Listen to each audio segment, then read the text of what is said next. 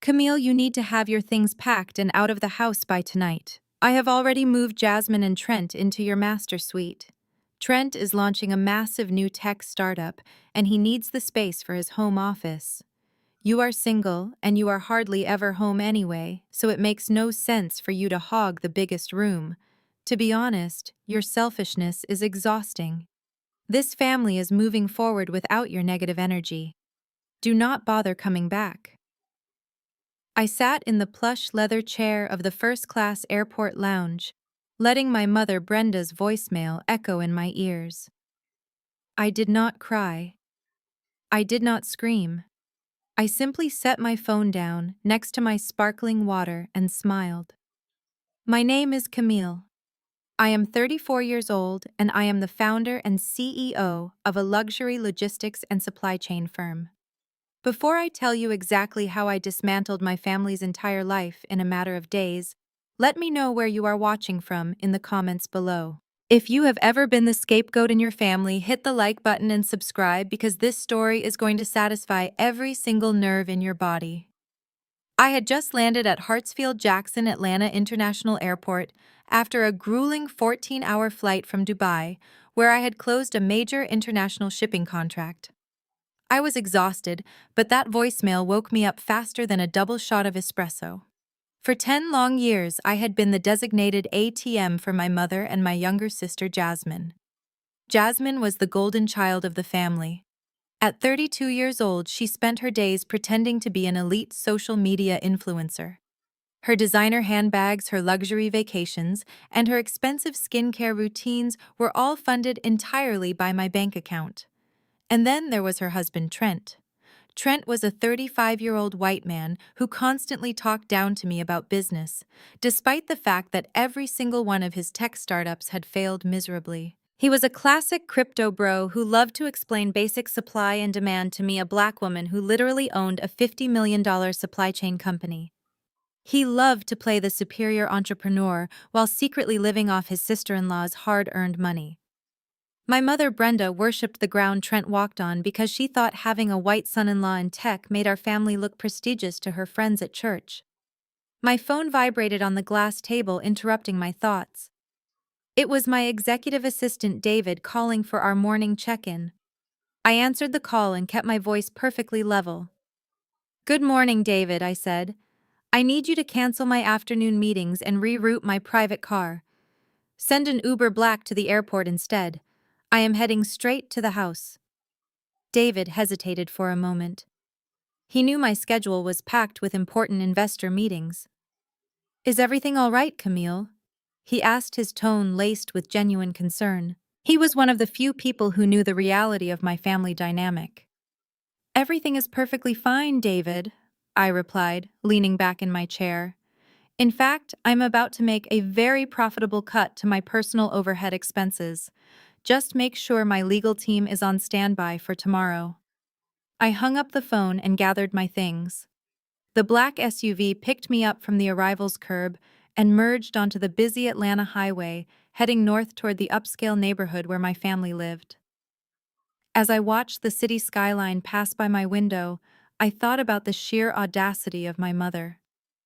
Brenda was 60 years old and completely obsessed with her image. She wanted everyone in our affluent community to believe we were this perfect wealthy family, overflowing with generational wealth. What she conveniently hid from everyone was that without my money, she would be living in a cramped one-bedroom apartment. When I first started my logistics company in my early 20s, my mother told me I was wasting my time. She said the shipping industry was a dirty business meant for men in hard hats, not young women like me. She pushed all her financial and emotional support behind Jasmine, who was supposed to marry rich and elevate our family status.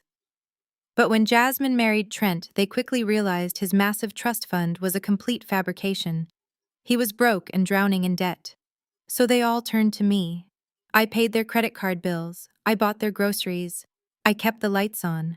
I even let them live in the massive multi-million-dollar estate I had purchased entirely with my own money. They loved to parade around the house and pretend it was a family heirloom or a joint investment. I let them live their fantasy because I was too busy building my empire to argue over their petty delusions. But kicking me out of my own master suite so Trent could pretend to be a CEO was the final line they would ever cross. The Uber turned into my gated community. The manicured lawns and towering oak trees looked so peaceful, completely hiding the toxic reality of the people living inside. I pulled out my phone and opened my text messages. I scrolled to the family group chat where my mother had sent that same demanding message about kicking me out. I stared at the screen for a moment, feeling the last remaining thread of my familial guilt snap and vanish into thin air. I typed a single word. Okay. I hit send. I did not ask for an explanation. I did not demand an apology. I simply agreed to her terms. She wanted me out of her life, so I was going to give her exactly what she asked for. Then I opened my private banking application. I had spent years making sure every single financial tie was securely in my name. I was not just a sister or a daughter. I was the entire foundation of their fake luxury life. I was the bank. And as of this exact moment, the bank was officially, permanently closed. The black SUV slowed down and pulled up to the long, winding driveway of my estate. I took a deep breath, stepping out into the warm Georgia air, ready to face the absolute mess they had created. The black SUV idled quietly on the circular driveway as I stepped out onto the pristine paving stones. The heavy, humid Georgia heat wrapped around me, but I felt completely cold inside. I walked toward the grand entrance of my home and stopped dead in my tracks. There on the imported Italian marble of my front porch sat 6 massive black plastic garbage bags. They were carelessly overstuffed. The cheap plastic was tearing at the seams. Spilling out onto the stone were my custom-tailored silk blouses, my cashmere winter coats, and several pairs of designer heels that I had bought to celebrate my first $1 million quarter. They had literally treated the physical markers of my hard work like actual trash. My mother Brenda had meticulously directed this disrespect to put me in my place. The massive mahogany front door swung open before I could even process the visual of my ruined clothes. Trent stood there leaning casually against the doorframe. He was wearing a fleece vest over a button-down shirt, looking exactly like the failed tech bro he truly was. In his right hand he held a crystal wine glass. I instantly recognized the deep ruby liquid inside. It was a rare vintage Bordeaux that I had purchased at an auction in Paris 2 years ago. I had been saving it for the day my company went public. Trent took a slow, arrogant sip and smiled down at me. He looked at the garbage bags and then back at me. "Well, Camille," he said, his voice dripping with unearned superiority. "I see you got the voicemail. Brenda and Jasmine are out shopping for new furniture for the master suite. My home office needs to be set up by Monday, so we really needed your stuff out of the way. I told the maids to pack it up carefully, but Jasmine said it was faster to just bag it. You can call a charity to come pick it up if you do not want to load it yourself into a cab." I just stared at him. I watched this mediocre man stand inside the foyer of the house I bought, drinking the wine I earned and telling me how my possessions were being disposed of. The absolute delusion was almost fascinating. He took another sip of my wine and let out a satisfied sigh, as if he were the master of the estate. "There is one more thing, Camille," he continued, stepping out onto the porch. "Jasmine needs the keys to the Porsche. Now that we are expanding my business operations, we need a reliable second vehicle. You are going to be living in some small apartment downtown anyway, so you will not need a sports car. Plus, the SUV is much safer for her to run errands in. Hand over the keys, and we can all just move forward without any unnecessary family drama." He held out his empty left hand, expecting me to simply hand over a $100,000 vehicle because he asked for it. He truly believed that his status as a man and his status as my mother's favorite son-in-law gave him the divine right to claim my assets. For 10 years I had argued with these people. I had cried and begged them to see my value. I had tried to buy their love and respect. But looking at Trent right now, I realized that words were completely useless against parasites. I reached into my designer tote bag. My fingers brushed past my leather wallet and found the smooth metal of the Porsche key fob. I pulled it out. The sunlight caught the silver emblem. Trent smiled wider, assuming he had won another effortless victory. He wiggled his fingers impatiently. I looked him dead in the eyes. I did not say a single word. I simply opened my hand and let the heavy key fob drop. It hit the stone porch, bounced once, and landed in the damp grass next to the manicured bushes. Trent blinked. His smug smile faltered for a fraction of a second. Before he could open his mouth to complain about having to bend down, I turned my back on him. I grabbed the handle of my travel suitcase, the only bag I had with me from my business trip, and walked right back down the driveway. "Hey, Trent," called out his voice, losing its calm facade. "Pick those up, Camille. Do not be immature about this. We are family, and you need to start acting like it. You are going to ruin my investor meetings with this attitude." I ignored him completely. I opened the door of the waiting black SUV and slid into the cool leather back seat. I told the driver to take me to the Four Seasons Hotel downtown. As the car pulled away, I looked out the tinted window. Trent was awkwardly setting down my expensive wine glass on the porch railing so he could bend over and fish the car keys out of the wet grass. It was a pathetic sight. I pulled my phone out of my bag. I bypassed the family group chat and scrolled straight to my legal and financial contacts. I tapped the name of my senior wealth manager, Harrison. He picked up on the second ring. "Good afternoon, Camille," Harrison said in his crisp, professional tone. "How was the flight back from Dubai?" "The flight was fine, Harrison," I replied, keeping my voice steady and cold. "But we have an emergency situation regarding the family accounts. I need you to execute a complete financial blackout immediately." Harrison did not ask questions. He was fully aware of how much money I funneled into my mother and sister's accounts every month. He simply pulled up my files. "What are your orders?" he asked. First, I said, "Freeze every single secondary American Express black card attached to my primary account. That includes the cards held by Brenda, Jasmine, and Trent. Set the spending limit to absolutely zero and decline all pending authorizations. Do not leave a single cent available for withdrawal." "Done," he said, his keyboard clicking rapidly in the background. Second, I continued, "Cancel the insurance policy on the white Porsche Panamera. Then contact the leasing company and inform them that I am no longer making payments and the vehicle is currently located at the estate. They can initiate repossession protocols immediately. Tell them the keys are with an unauthorized user." "Understood," Harrison replied. "I will have the repo order expedited. Anything else?" "Yes," I said, leaning back against the leather seat and watching the Atlanta city skyline approach in the distance. "Open the master trust file. It is time to activate the debt recovery clause on the estate.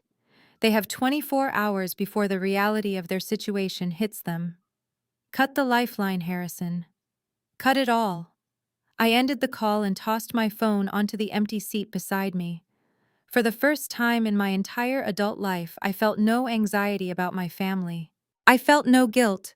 The heavy chain that had dragged me down for over a decade had finally been severed. My mother thought she was punishing me by kicking me out of my own home. She thought throwing my clothes in garbage bags would break my spirit and force me to apologize and beg for her affection. But she had fundamentally misunderstood the dynamic of our relationship. She forgot that I was not just a participant in their luxury lifestyle. I was the absolute creator of it. And what I create, I can absolutely destroy. Tomorrow morning, the sun would rise over Atlanta just like it always did. But for Brenda, Jasmine, and Trent, the fake world they had built on my back was about to violently collapse. And I was going to watch every single second of it from the absolute top. The morning sun streamed through the floor-to-ceiling windows of my penthouse suite at the Four Seasons Hotel. I woke up wrapped in 1,000-thread-count Egyptian cotton, feeling lighter than I had in over a decade. I did not have to listen to the sound of Trent pacing the hallways pitching his fake startups to imaginary investors. I did not have to hear Jasmine complaining about the organic grocery delivery being late. The silence of the hotel room was absolute bliss. I reached over to the polished wooden nightstand and picked up my phone. The screen lit up, illuminating a notification that brought a genuine and deeply satisfying smile to my face. I had 59 missed calls and dozens of unread text messages. The panic had officially set in. 30 of those calls were from Jasmine alone. The rest were a frantic mix of my mother Brenda and my brother-in-law Trent. The text messages were a rapidly descending spiral of confusion, anger, and absolute desperation. The earlier messages from the night before were just demanding to know where I went and complaining that I left my car parked crookedly in the driveway. The ones from this morning, however, were entirely different. They were frantic, terrified bursts of text. I walked over to the sleek espresso machine in the corner of the suite and brewed myself a fresh cup of dark roast coffee. Just as I took my first sip, my phone began to vibrate violently across the marble counter. It was Jasmine calling for the 31st time. I let it ring 3 full times before I calmly swiped accept. I did not even get a chance to say hello. "Camille, what the hell is wrong with your bank account?" Jasmine screamed into the phone. Her voice was shrill and echoing loudly in what sounded like a large open space. I could hear the distinct sound of hushed whispers, the clinking of champagne glasses, and soft classical music in the background. She was clearly out in public and she was completely losing her mind. I took a slow, deliberate sip of my coffee and waited for her to continue her meltdown. "Do you have any idea what you just did to me?" She shrieked, her voice trembling with rage. "I am at the Chanel boutique in Buckhead right now with Chloe and Mia. I just tried to buy the limited edition Python flat bag, and my card was declined." "Declined?" Camille. The sales associate actually looked at me with pity. She told me the transaction was blocked by the primary account holder. She said it loud enough for the entire store to hear. Chloe and Maya were standing right behind me, watching the whole thing unfold. I have never been so humiliated in my entire life. "You need to fix this right now. Call your wealth manager and unfreeze my card before I literally lose my mind." I leaned against the cool marble counter and looked out over the sprawling Atlanta skyline.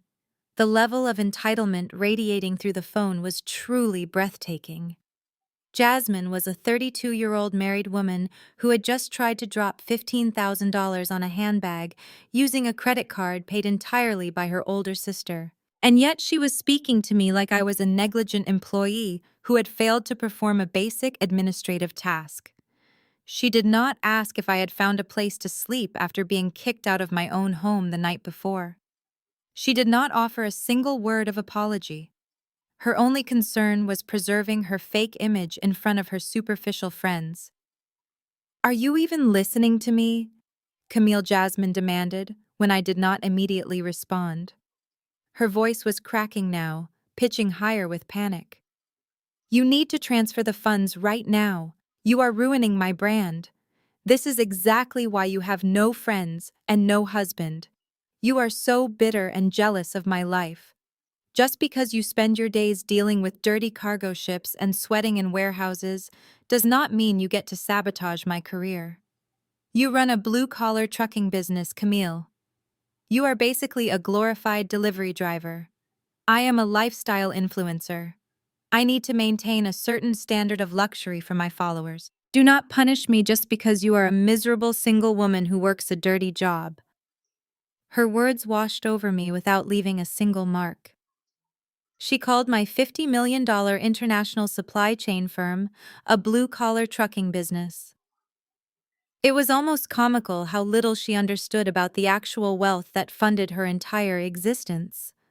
The designer clothes on her back, the roof over her head, the luxury vacations she posted on her social media, and the very phone she was using to scream at me were all paid for by the exact same dirty job she was currently insulting. My logistics company moved millions of dollars worth of luxury goods across the globe every single day. Without my glorified delivery drivers, the upscale boutique she was currently standing in would not even have merchandise to sell. Camille, say something, Jasmine yelled. The sales associate is staring at me and holding the bag behind the counter. Call the bank and authorize the charge right now, or I swear to God, I will have Mom ban you from all family events for the rest of the year. You will be completely cut off. I took one final sip of my espresso, letting the rich, bitter taste ground me. I did not sigh. I did not explain myself. I did not point out the hilarious irony of her insulting my business while literally begging for my money. I did not tell her that the threat of being banned from family events sounded like an absolute vacation to me. I simply pulled the phone away from my ear, looked at the screen, and pressed the red end call button. The line went completely dead. I set the phone face down on the counter. I knew exactly what was happening at that boutique in Buckhead. Jasmine was standing there in her designer outfit holding a useless piece of black plastic.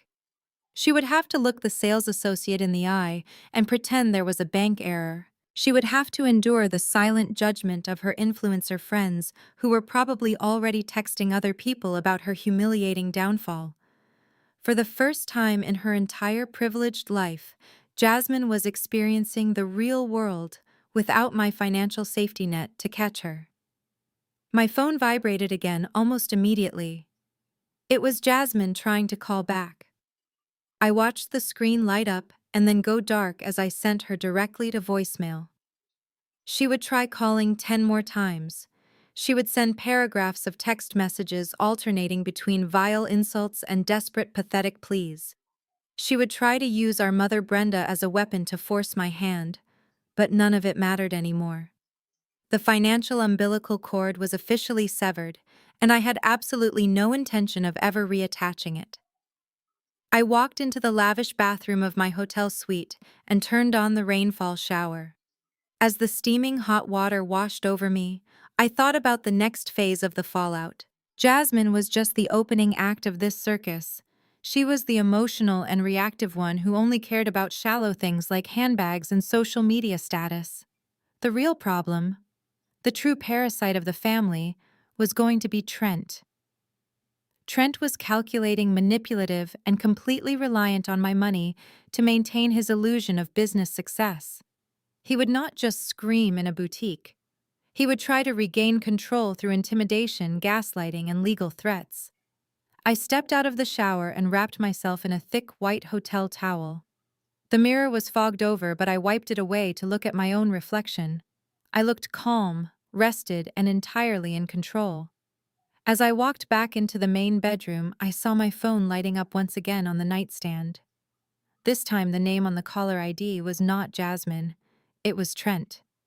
The tech bro was officially awake, and he had undoubtedly just checked his own bank accounts and realized his corporate cards were frozen too. The panic was spreading exactly as I had planned, and the real game was just beginning. The screen of my phone flashed with Trent's name. I let it ring twice before picking it up. I did not say hello. I just waited for him to speak. Camille. He sighed heavily into the receiver. His voice had that low, patronizing tone he always used when he wanted to sound like the smartest person in the room.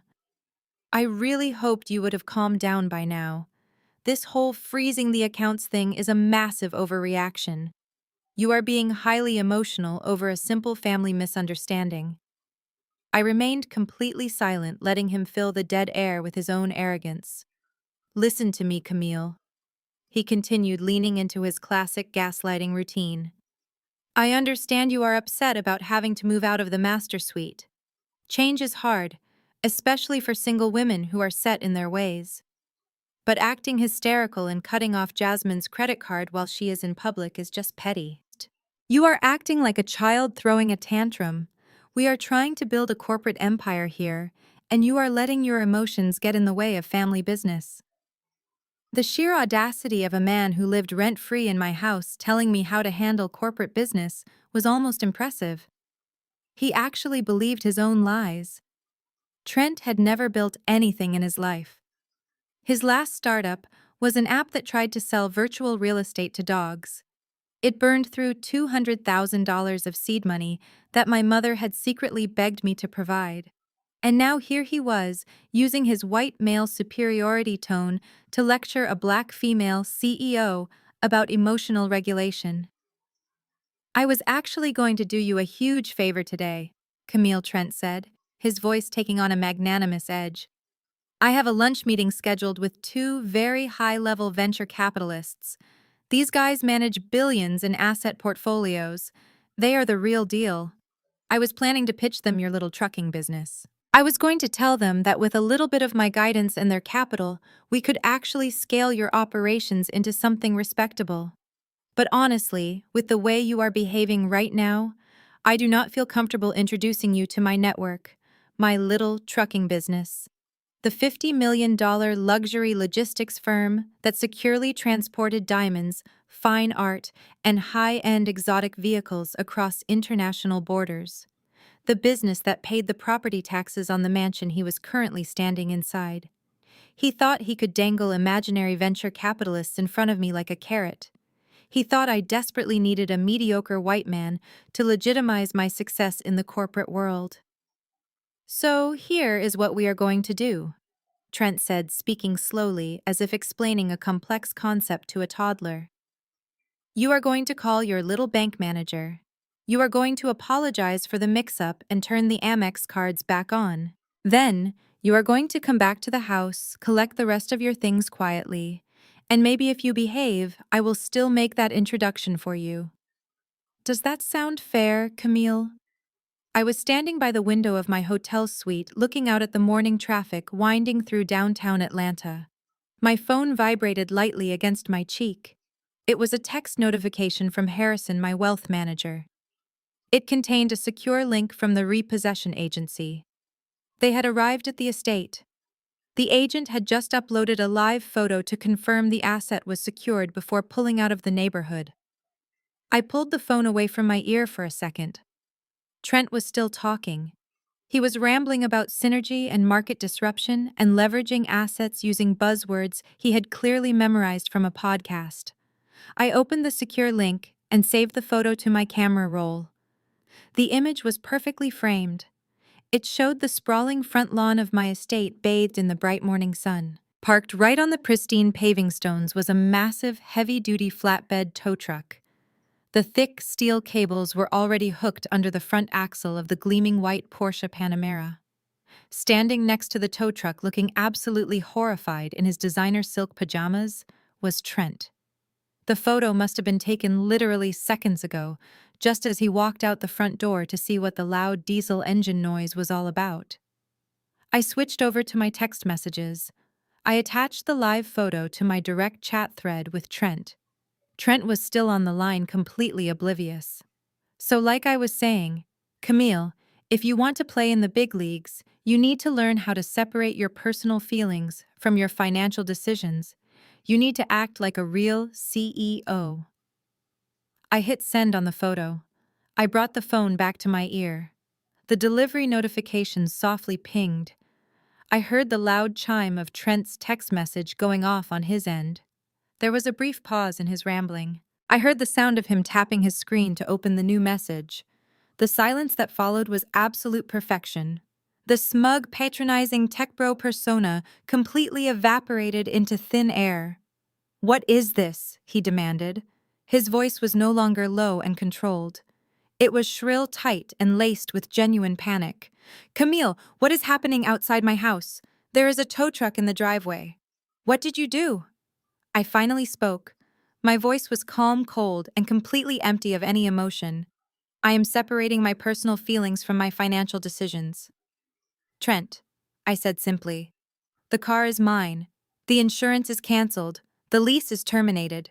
You can walk to your venture capitalist lunch meeting." "Camille, wait. You cannot do this," he stammered. The panic in his voice was thick and heavy. "You are being crazy. Jasmine needs that car. I need that car. You are crossing a serious line here." I ended the call. I did not block his number yet. I wanted to leave the line open just so I could watch the missed calls pile up. I tossed the phone onto the plush hotel bed and walked over to the closet to choose my outfit for the day. The gaslighting had failed. The intimidation had failed. The financial reality was crashing down on their heads, and the white Porsche was just the very first domino to fall. I opened the security camera app on my phone to watch the live feed from the front gates of the estate. The heavy-duty flatbed tow truck was rumbling loudly, sending a thick cloud of diesel exhaust into the pristine morning air of our gated community. The loud hydraulic whine of the winch echoed across the manicured lawns. My white Porsche Panamera was slowly being dragged up the steep steel ramp. Standing on the driveway, looking absolutely unhinged, was Trent. He was still wearing his expensive silk pajamas, frantically waving his arms and shouting at the repo agent. I watched as he pulled out his phone, probably trying to show the agent his fake corporate banking app or demanding to speak to a manager. The repo agent, a large burly man wearing a high-visibility vest, did not even flinch. He just pointed a thick finger at the legal paperwork attached to his clipboard and kept securing the heavy chains around the tires. The timing could not have been more perfect. Just as the Porsche was locked into place, a silver Prius Uber pulled up to the curb. The rear door swung open and Jasmine tumbled out. She must have rushed straight home from the Chanel boutique after her card was declined. She was wearing oversized designer sunglasses and holding her useless shopping bags. When she saw the tow truck lifting her favorite status symbol into the air, she completely lost whatever composure she had left. She dropped her bags right there on the grass and started screaming. Through the camera audio feed, I could hear her shrill voice echoing down the entire street. She was grabbing Trent by the arms, hitting his chest, and pointing at the car, demanding that he do something about it. Trent just stood there looking completely helpless, his white male privilege completely useless against a legally binding bank order. The real entertainment, however, was happening across the street. Our neighborhood was filled with wealthy, image-obsessed families who thrived on gossip. I could see Mrs. Crawford from next door standing at the edge of her driveway. She was holding a garden hose pretending to water her rose bushes, but the water was just flooding onto the concrete. Her other hand was holding her smartphone directly aimed at my driveway. She was recording the entire meltdown. 2 houses down, Mr. and Mrs. Henderson had actually stopped their morning jog to stand on the sidewalk and watch the spectacle. My mother Brenda had spent years building a carefully crafted narrative for these neighbors. She told them we were a family of old money, and that Trent was a Silicon Valley genius who was moving his operations to Atlanta. Watching a repossession truck drag away a luxury vehicle while her golden child threw a literal tantrum on the front lawn was the absolute destruction of that fake legacy. The tow truck driver finally climbed into his cab. He hit the air horn once, a loud, booming sound that made Jasmine jump and slowly drove away down the tree-lined street. Trent and Jasmine were left standing alone on the empty driveway, surrounded by dropped shopping bags and the silent judgment of the entire neighborhood. I closed the security app and felt a deep sense of peace. I walked over to the room service cart that had just been delivered and poured myself a glass of fresh orange juice. My phone buzzed again. This time it was a voicemail notification from my mother. I pressed play and put the phone on speaker.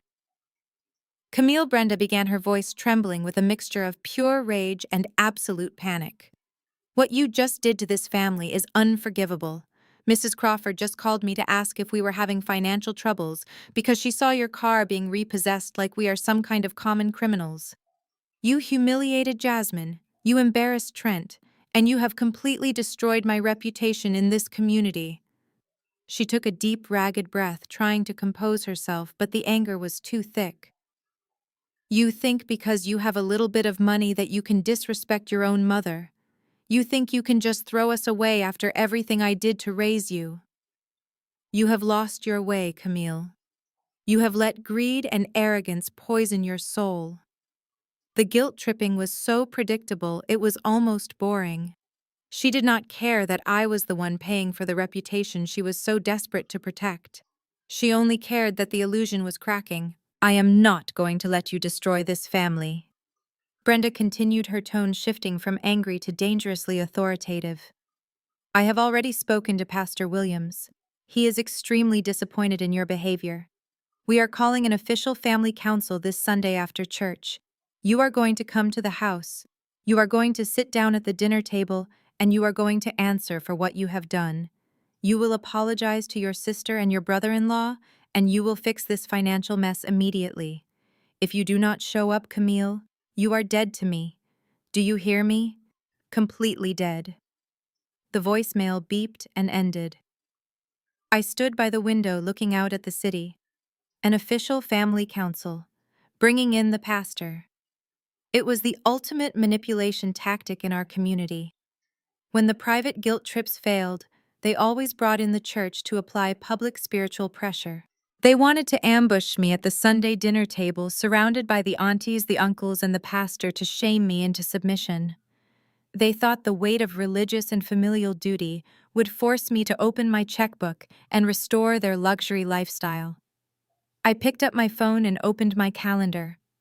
I had a flight scheduled for New York this weekend to meet with a major shipping partner. I tapped the screen and canceled the flight. I could always reschedule a business meeting, but I was absolutely not going to miss this Sunday dinner. They wanted a family council. They wanted me to sit at the table and answer for my actions. I was going to give them exactly what they asked for, but I was not coming to apologize. I was coming to burn the rest of the illusion to the ground. Sunday afternoon arrived with a heavy, humid heat that settled over Atlanta like a thick blanket. I pulled my rented black car up to the front gates of my estate. The driveway was packed with vehicles.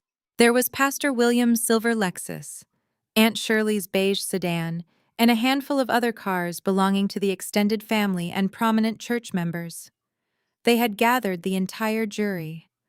I stepped out of the car wearing a perfectly tailored charcoal gray suit. I did not look like a woman who was having a mental breakdown. I looked like a CEO who was about to conduct a hostile takeover. I pushed open the heavy mahogany front door. The smell of Sunday dinner filled the foyer. Baked macaroni and cheese, collard greens, and roasted chicken. It was the classic Southern spread my mother always used to display her domestic perfection to the church crowd. But the atmosphere in the house was anything but warm. As my heels clicked against the hardwood floor, the low hum of conversation coming from the formal dining room instantly stopped. I walked into the dining room. The tension was so thick you could cut it with a knife. Sitting at the head of the massive oak table was Pastor Williams, holding a worn leather Bible in his hands. To his right sat my mother Brenda. She was dabbing her eyes with a crumpled tissue, looking exhausted and fragile. It was an award-winning performance. Jasmine and Trent sat across from her.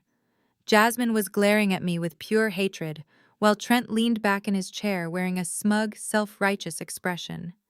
Surrounding them were Aunt Shirley, Aunt Vivian, and several other church elders. They all looked at me with a mixture of pity and severe disapproval. "Well, Camille," Pastor Williams said, his deep baritone voice breaking the heavy silence. "We were not sure you were going to show up. It takes a lot of courage to face your family after what happened this week. Please take a seat so we can begin the healing process." I did not sit. I stood at the end of the table, resting my hands lightly on the back of an empty leather chair. "I am not here for a healing process, Pastor," I said, my voice perfectly calm and steady. "I am here because my mother requested a family council. So let us counsel." Brenda let out a dramatic sob. She covered her face with her hands, shaking her shoulders for effect. Aunt Shirley immediately wrapped an arm around her, glaring at me. "Look at what you are doing to your mother." "Camille," Aunt Shirley scolded. "She has not slept in 2 days. Her blood pressure is through the roof." Pastor Williams cleared his throat and opened his Bible. "Camille, your mother called me yesterday in a state of absolute despair." He began using his best sermon voice. "She told me about the sudden erratic behavior you have been displaying. She told me about the financial abuse you are inflicting on your sister and brother-in-law. She is terrified for your mental state. She believes the stress of your job has finally pushed you to a breaking point and that you are acting out of deep-seated jealousy." I raised an eyebrow. "Jealousy?" I asked, keeping my tone flat. "Yes," Camille, Brenda cried out, dropping the tissue. "You are jealous. You have always been jealous of Jasmine. She found a wonderful husband in Trent. She has a beautiful marriage. She has a life full of love and grace. And you have nothing but your cold, empty business. You cannot stand to see her happy, so you tried to ruin them. You canceled their cards in public to humiliate her. You had their only reliable vehicle towed away maliciously just to leave them stranded. You are trying to destroy this family because you are deeply unhappy with your own life. The room erupted in a chorus of sympathetic murmurs. Aunt Vivian nodded in agreement, whispering, "Lord, help her," under her breath. Trent reached over and took Jasmine's, hand squeezing it gently to show everyone what a supportive husband he was. He looked at me with a fake, sad smile. "We forgive you, Camille," Trent said, his voice dripping with condescension. "We know you are not in your right mind. Running a logistics company is stressful work for anyone, let alone a single woman trying to do it all by herself. We are willing to put all of this behind us. We want to help you get the psychiatric care you need. But you have to stop this destructive behavior right now. You need to restore the accounts and return the car so we can go back to being a family." I looked around the table. I looked at the faces of my aunts who had never once called to ask how my business was doing, but always showed up when my mother was handing out my money. I looked at the pastor who gladly accepted the massive tithes I paid on behalf of my mother every month. They were all sitting in the house I bought, eating the food I paid for and judging me based on a narrative completely fabricated by a lazy influencer and a failed tech bro. Brenda looked up at me, her eyes dry, despite the dramatic sobbing. "You need to repent, Camille," she said, her voice turning cold and sharp. "You need to apologize to your sister. You need to apologize to Trent. And you need to ask God to remove this bitter jealousy from your heart.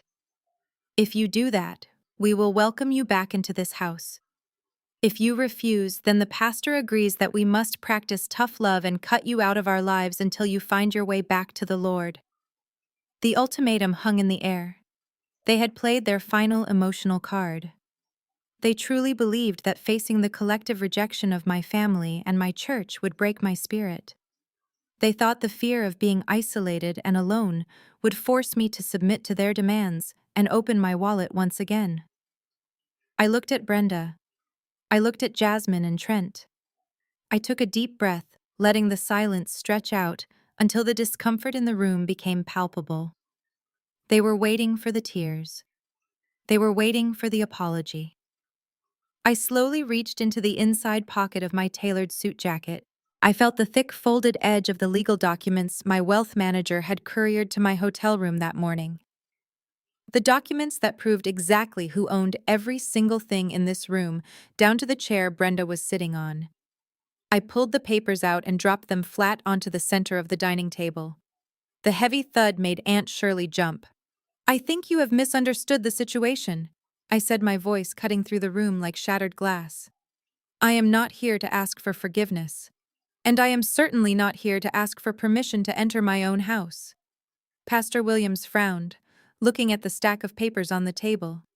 "Camille, what is this?" he asked, his tone losing a bit of its authoritative edge. "We are not here to discuss legalities. We are here to discuss your spirit. We are here to discuss the disrespect you have shown to the woman who gave you life." I did not even look at the pastor. My eyes were locked directly on my mother. "My spirit is perfectly fine," I said, "but your reality is about to undergo a massive adjustment. For 10 years, I have allowed you to tell these stories, Brenda. I have allowed you to paint me as the villain who is never quite good enough, never quite traditional enough, never quite as perfect as your precious golden child. I let you do it because I pitied you. I let you do it because it kept you quiet while I built my empire." "How dare you speak to your mother that way?" Aunt Vivian gasped, clutching her pearl necklace. "After everything she has sacrificed for you." "Sacrificed," I repeated, turning my gaze to Aunt Vivian. "What exactly did she sacrifice, Vivian? Did she sacrifice her sleep when I was working 18-hour shifts to pay the mortgage on this estate? Did she sacrifice her pride when she begged me to pay off Jasmine's credit card debt right before her wedding? So Trent would not find out. His perfect bride was financially ruined. Or did she sacrifice her morals when she decided to let her grown adult daughter and her useless husband live here rent-free while trying to kick me out of the master suite? The entire table went dead silent. Aunt Vivian dropped her hand from her pearls. Jasmine went pale, her eyes darting nervously toward Trent. Trent looked confused for a second, his smug expression finally cracking as the illusion of his perfect wealthy wife began to dissolve right in front of him. Brenda stood up from her chair, her face flushed dark red with anger. "Shut your mouth, Camille!" she screamed, dropping the fragile victim act completely. "You do not get to come into this house and disrespect us in front of the pastor. You do not get to air family business like this. This is not family business, Brenda," I said, stepping closer to the table. "This is my business, and you are all currently trespassing on it." The silence that followed my declaration did not last long. It was quickly replaced by a chorus of outraged gasps and angry muttering from the extended family. Aunt Shirley stood up, pointing a trembling finger at me. Her face was contorted with genuine disgust. "This is exactly what is wrong with our people today," Aunt Shirley declared, her voice echoing loudly in the dining room. "You get a little bit of money, a little bit of success, and suddenly you think you are better than the blood that raised you. Black families are supposed to stick together, Camille. The world out there is hard enough on us, and instead of lifting up your own people, you are acting like a selfish oppressor in your own home. You are treating your mother and your sister like they are beneath you." I stood perfectly still, letting her words wash over me. The irony was incredibly thick. Aunt Shirley had not worked a steady job in 15 years and frequently called my mother to borrow money that came directly from my bank account. She was currently eating a plate of food that I had paid for, sitting in a dining room that I owned, and she was calling me the oppressor. Aunt Vivian chimed in, nodding vigorously, her church hat bobbing on her head. "Your aunt is absolutely right, Camille. When one of us makes it, we all make it. That is how generational wealth is built. You have a duty to this family. You are supposed to be a strong Black woman who holds us all up. Trent is out here trying to build a technology company that could secure the future for Jasmine and their future children. He is the future of this family. As a successful woman, you should be proud to invest in his vision. Instead, you are trying to tear him down just because you want all the glory for yourself." I shifted my gaze to Trent. He had stepped away from the table and was standing near the grand fireplace with his arms casually crossed over his chest. He was wearing a perfectly tailored navy suit, looking completely relaxed. He was letting the Black women in my family do all the fighting for him. He loved this dynamic. He loved being protected and praised by my mother and aunts while they tore down the actual breadwinner. It was the perfect setup for a parasite. Pastor Williams raised both of his hands, motioning for the room to calm down. "Sisters, please," he said in a soothing tone. "Let us not let anger guide our tongues. Camille, your aunts speak from a place of deep cultural pain and love. We are a community that survives by holding on to each other. When you threaten to evict your own mother, when you humiliate your sister in public, you are breaking a sacred bond. You are a smart, capable woman, but a woman must also learn submission to the family unit. You cannot lead a family with an iron fist and a cold ledger." Jasmine let out a loud, dramatic sigh, leaning into Trent's side. "It is just so embarrassing, Pastor," she whined, dabbing her perfectly dry eyes. "All my friends know what she did to my credit cards. My brand is suffering.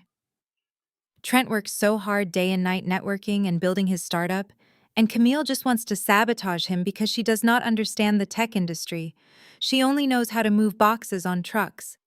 She is trying to financially abuse us to make herself feel powerful because she is jealous of my marriage." The collective delusion in the room was truly a marvel to witness. They had managed to spin a narrative where I, the person who bought the house, paid the bills, and funded their entire luxury existence, was the financial abuser simply because I decided to stop paying. They had weaponized my race, my gender and my familial loyalty, turning them into chains designed to keep me serving as their personal workhorse. Trent finally decided it was his turn to speak. He uncrossed his arms and took a slow, deliberate step forward, acting like a benevolent king addressing an unruly peasant. His voice was smooth and practiced, dripping with fake empathy. "Look," Camille Trent said, looking at me with a condescending smile. "I know building a business is tough. I know you probably feel a lot of pressure carrying the logistics company all by yourself. Maybe you feel threatened by my startup because it operates on a much higher intellectual level than your traditional shipping routes. Tech is a complex space, but I am not your enemy. I actually admire your hustle." He paused, making sure everyone in the room was watching his magnanimous display. "We do not need to do this," he continued, gesturing dismissively to the legal papers on the table. "We do not need to tear this family apart over a temporary emotional breakdown. I am willing to be the bigger person here. If you restore Jasmine's accounts today and agree to officially seed my startup with a $1 million investment, I will personally convince Brenda and the pastor to forgive this entire incident. We can put it all behind us. You can keep your master suite, and we will just move my home office into the guest house. I will even let you sit in on some of my board meetings so you can learn how a modern tech company actually operates." He actually believed what he was saying.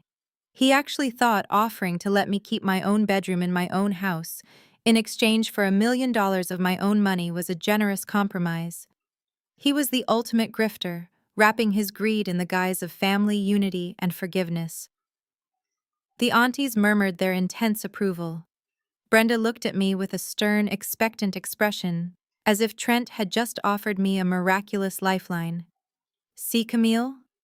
My mother said, her tone softening just a fraction. "Trent is willing to extend grace to you even after you tried to destroy him. That is what a real man does. That is what true family looks like. All you have to do is accept his help, stop being so stubborn, and do the right thing." I looked down at the stack of legal documents resting on the polished oak table. Then I looked back up at Trent. His smug smile was permanently plastered on his face, confident that his manipulation had worked, confident that the combined weight of cultural guilt, religious shaming, and his own perceived superiority had finally forced me back into my rightful place as the silent, obedient bank. I reached out and rested my fingertips lightly on the top page of the documents. The smooth, cool paper grounded me. "The right thing." I repeated, my voice dropping an octave, the coldness bleeding into every single syllable. "You want me to do the right thing for the family? You want me to fund the future?" "Yes," Camille Pastor Williams urged, leaning forward eagerly. "Choose the path of unity." I did not smile. I did not flinch. I simply slid the thick stack of papers across the smooth surface of the table directly toward Pastor Williams. "Then I suggest you start reading, Pastor," I said, keeping my eyes locked on my mother, "because the future of this family is currently completely bankrupt." I turned away from the dining table and walked slowly into the adjoining living room. The entire family watched me in stunned silence as I stood in front of the massive 85-inch smart TV that was mounted above the stone fireplace. I reached into my designer tote bag and pulled out my iPad. With 2 quick taps on the screen, I mirrored my display to the television. The large screen flickered to life, casting a bright white glow over the dimly lit room. "What in the world are you doing?" Camille Brenda demanded, her voice rising with a sudden sharp edge of panic. "Turn that off right now. We are having a family meeting, not a corporate presentation. You are acting completely out of line." I ignored her entirely and opened the first file in my secure legal folder. A high-resolution scan of a legal document appeared on the screen for everyone to see. The bold black letters at the top of the page were impossible to miss. It read, "Notice of Default and Foreclosure Sale." I heard Aunt Vivian gasp sharply. Pastor Williams leaned forward in his chair, squinting at the screen to read the fine print. The date on the document was clearly stamped from exactly 5 years ago. "Let us take a little trip down memory lane," I said, my voice echoing clearly in the quiet house. 5 years ago, my mother called me crying hysterically. She told me the property taxes had skyrocketed and she desperately needed an extra $5,000 a month to keep the family home afloat. As a good, loyal black daughter, I immediately set up a direct wire transfer from my business account to her personal account. I thought I was securing the legacy of this family. I thought I was doing my duty, just like Aunt Shirley said we are supposed to do, but I was actually just funding her secret addiction. I swiped my finger across the iPad to the next slide. The screen transitioned to a detailed bank statement showing dozens of massive ATM withdrawals and direct wire transfers to various casinos across the state and neighboring borders. The dates on the withdrawals aligned perfectly with the exact days I deposited the alleged mortgage money into her account. Brenda's face drained of all color. She looked like all the blood had suddenly rushed to her feet. Her mouth opened and closed, but no sound came out. She reached out and grabbed the edge of the dining table so tightly her knuckles turned white. You see, my mother did not pay the mortgage for 14 consecutive months. I continued pacing slowly back and forth in front of the glowing screen. The bank finally foreclosed on this beautiful estate. They served the eviction notices right here at this front door. Brenda was about to be thrown out onto the street, and the entire neighborhood, including this prestigious church congregation, was going to find out that the wealthy matriarch had gambled away the family home at the slot machines. That is a lie, Brenda finally shrieked, jumping up from her chair. Her hands were shaking violently. Do not listen to her, pastor. She has forged those documents to make me look bad. She is sick in the head. She is trying to destroy my reputation because she is evil. I swiped to the third slide. It was the final deed of sale from the county clerk office. It showed the property being purchased at the public county auction by a corporate entity named Apex Holding Trust. She did not forge anything, Aunt Shirley whispered, her eyes glued to the screen, her voice barely audible. The dates on those casino withdrawals. Brenda, that was the year you kept telling all of us you were going on spiritual retreats to Biloxi, Mississippi. The entire room began to piece the devastating puzzle together. The image of the perfect, pious mother was crumbling into dust right before their eyes. The hushed whispers stopped completely. When I found out about the foreclosure, I was absolutely furious. I said, keeping my eyes locked on Brenda, who was now swaying slightly on her feet. But I did not want to see my family sleeping on the street. So instead of giving her the cash to inevitably gamble away again, I had my legal team set up a blind trust. Apex Holding Trust swooped in and purchased this estate outright at the public auction. We paid in full in cash with my money. I walked back to the dining table and tapped the thick stack of physical papers I had dropped earlier right in front of the pastor. My mother never told any of you because she was far too ashamed, I said, looking around at the stunned faces of my aunts, uncles, and the church elders. She just quietly accepted the fact that she was no longer the owner of this property. She begged me to keep her secret. For 5 years, I have let her play the grand lady of the manor. I let her host her lavish Sunday dinners and her weekly church group meetings. I paid for the pool maintenance, the landscaping, the utilities, the property taxes, and the groceries. I let her and Jasmine and eventually Trent live here completely rent-free. This house is not a family heirloom passed down through generations. This is a corporate asset that belongs entirely to me. The silence that fell over the room was absolute and suffocating. The heavy ticking of the grandfather clock in the hallway was the only sound left in the house. Nobody murmured their agreement. Nobody quoted scripture. The collective cultural guilt trip had completely stalled dead in its tracks. Trent looked like he had been physically struck with a baseball bat. He looked at the glowing television screen and then down at the legal papers sitting on the table. The reality of the situation was finally penetrating his thick, arrogant skull. He was not living in his wealthy mother-in-law's house waiting to inherit a fortune. He was actively squatting in his despised sister-in-law's private property. His entire tech bro persona was built on a foundation of lies, fabricated by the woman he thought was his ticket to the upper class. So when you talk about disrespect, Brenda, I said, my voice dropping to a low, dangerous whisper that commanded the entire room, I want you to remember exactly who kept a roof over your head. When you talk about kicking me out of the master suite to make room for a fake home office, I want you to remember whose name is actually on the deed.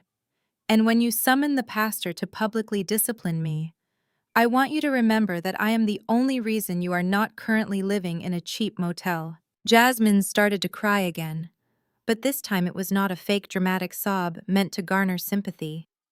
It was the quiet, terrified weeping of someone who just realized the ground beneath their feet was entirely made of thin air.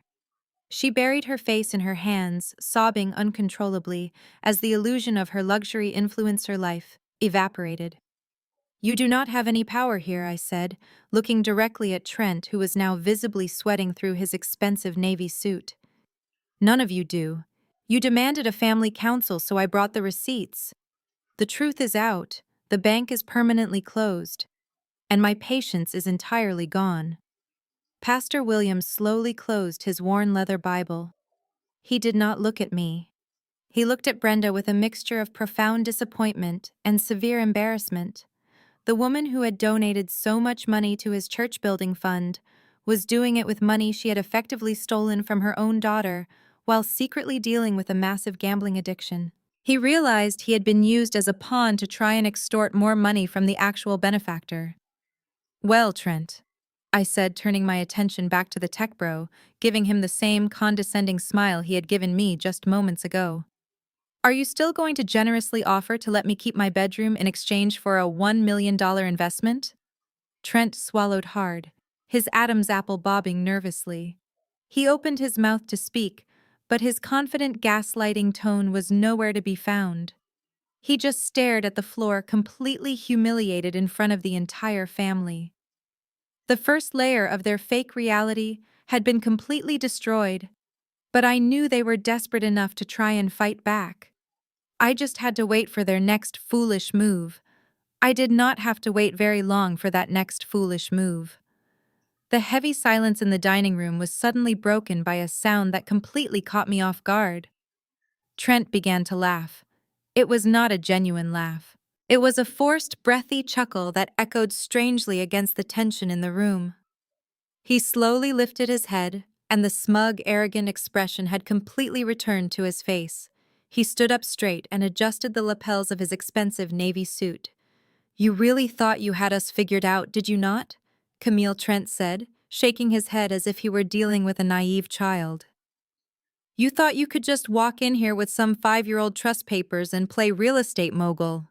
It is a cute trick, but you are completely out of your depth when it comes to high-level corporate law.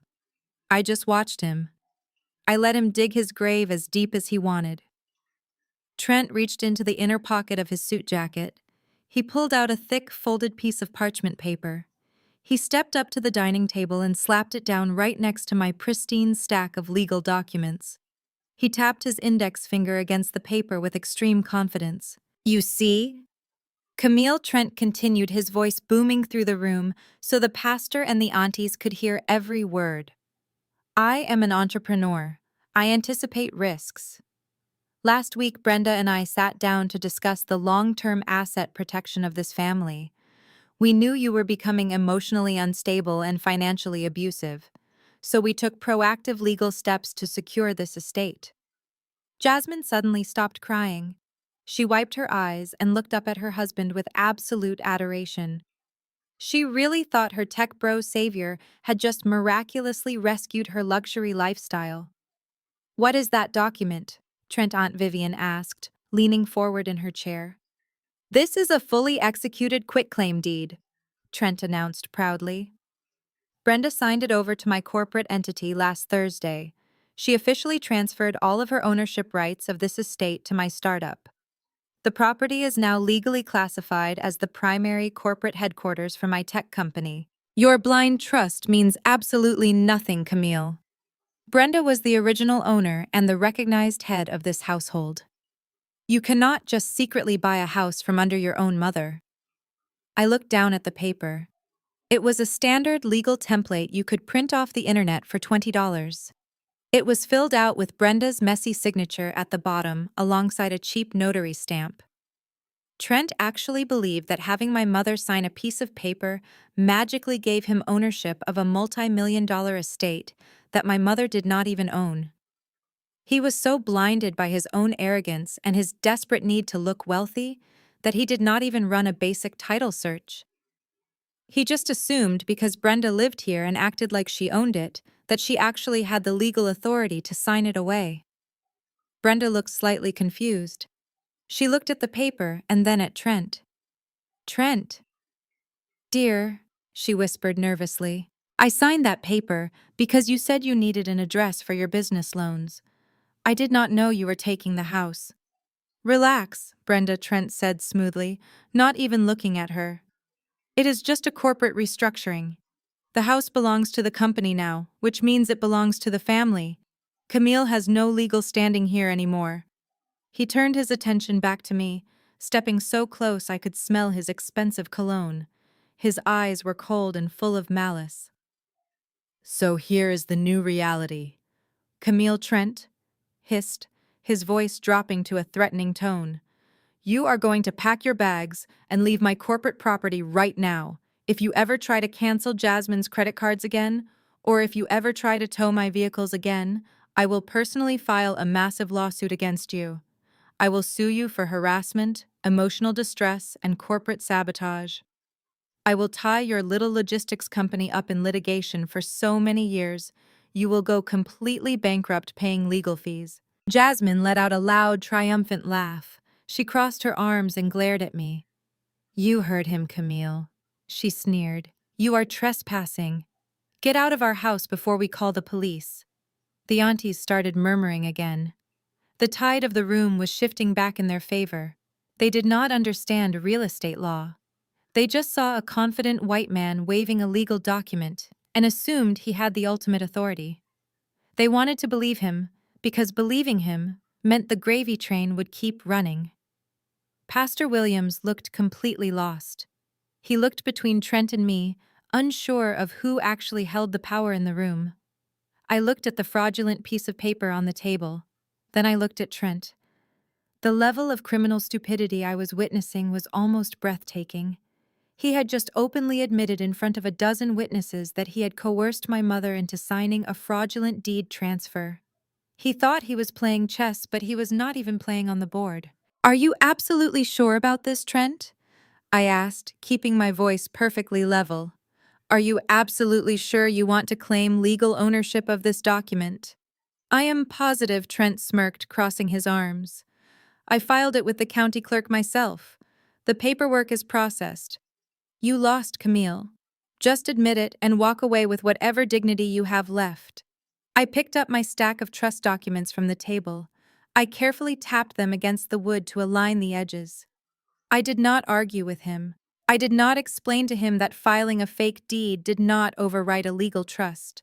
I did not explain that he had just committed an incredibly serious crime by forging the chain of title.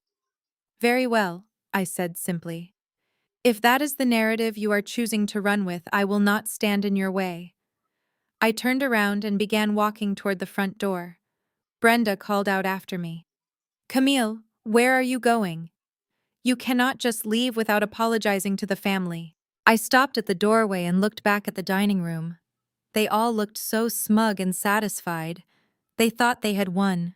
They thought the emotional abuse and the fake legal threats had finally pushed me out of their lives while leaving my money safely in their pockets. I am going back to my hotel, Brenda, I said. I have some very important phone calls to make tomorrow morning. Enjoy your Sunday dinner. I walked out the front door and let it click shut behind me. The afternoon heat hit my face, but I felt completely energized. Trent thought his fake piece of paper was a shield. He did not realize it was actually a loaded weapon, and he had just pointed it directly at his own head. The family drama was over. It was time to bring in the federal government. I woke up early on Monday morning, ready to execute the next phase of my plan. Before I could even finish my first cup of coffee, there was a sharp knock at the door of my hotel suite. It was a legal courier holding a thick manila envelope. I signed for it and brought it to the kitchen island. Inside was a formal cease and desist letter, printed on heavy watermarked paper, from a cheap strip mall law firm Trent must have hired over the weekend. The letter demanded that I immediately stop harassing the officers of his startup. It explicitly stated that any further attempts to cut off utilities or evict the current residents of the estate would be met with swift legal action. He even had the audacity to include a demand for $100,000 in emotional distress damages for the repossession of the Porsche. I tossed the letter into the trash can. My phone vibrated on the counter. It was a text from David, my executive assistant. He sent me a screen recording of Jasmine's latest social media post. I clicked play.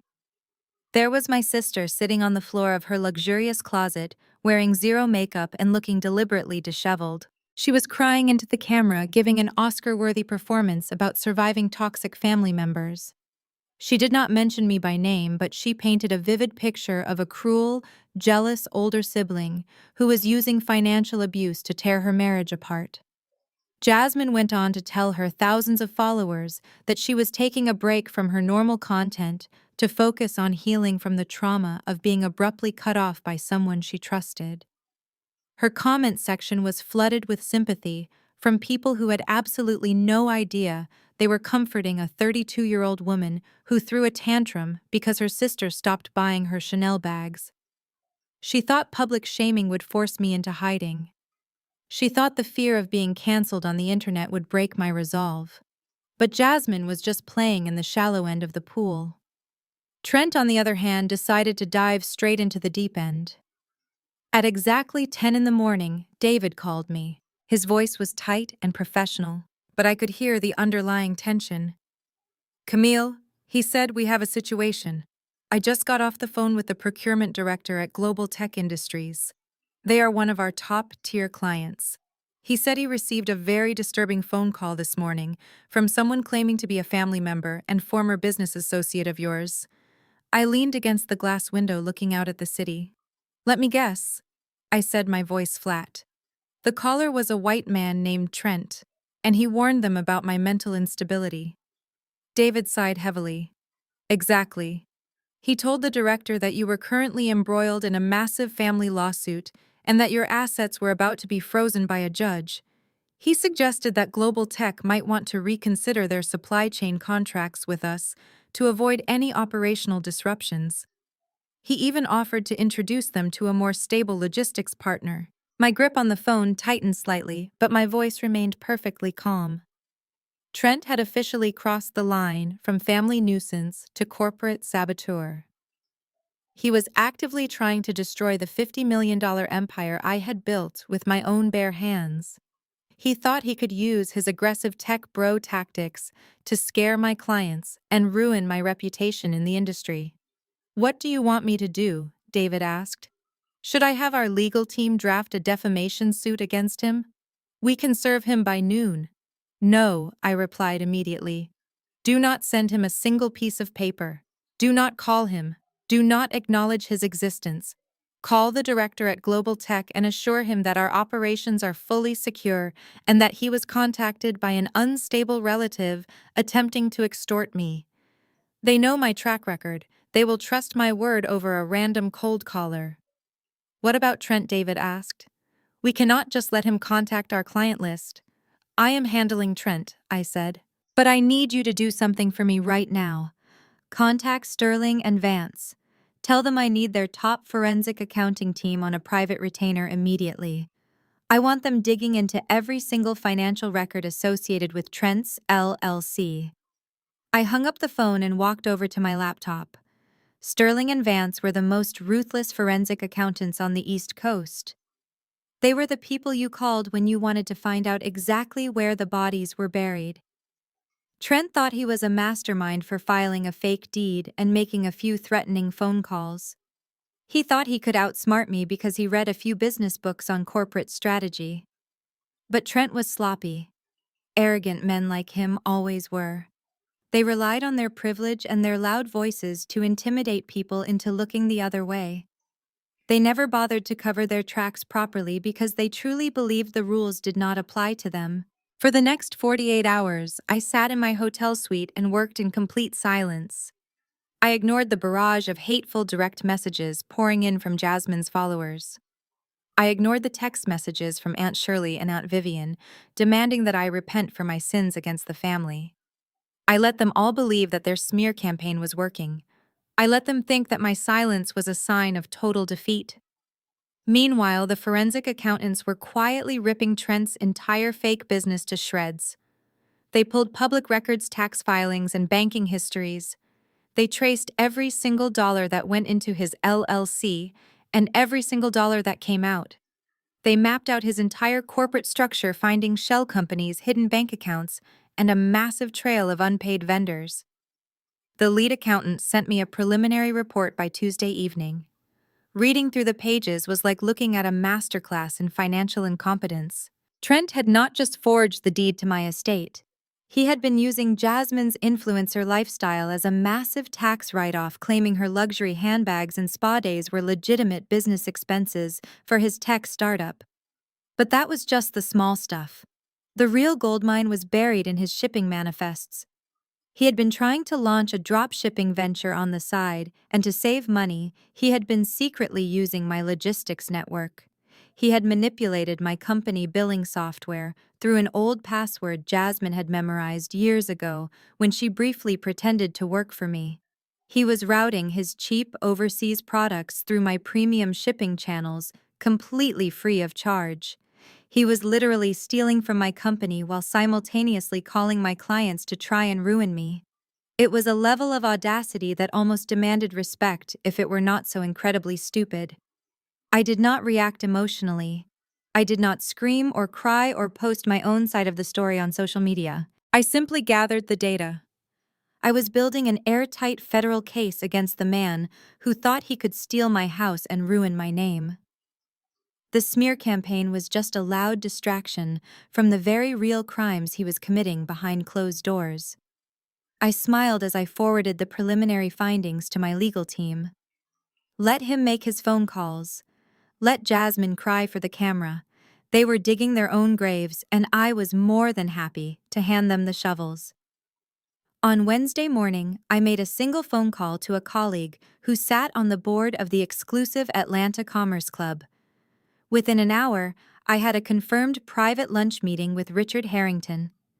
Richard was the managing partner of the venture capital firm that had just injected $2 million into Trent's supposedly revolutionary logistics technology startup. I arrived at the club right on time, wearing a sharp, tailored black suit and carrying nothing but a thick leather binder. I was escorted to a private dining room with heavy mahogany doors and soundproof walls. Richard was already seated at the table. He was an older, wealthy white man who looked at me with a mixture of curiosity and deep skepticism. Trent had clearly already gotten to him. Trent had probably spun a pathetic web of lies about his crazy, jealous sister-in-law who was trying to sabotage his brilliant success out of pure spite. M.S. Williams, Richard said, standing up briefly to shake my hand. I must admit, I was surprised to get your call.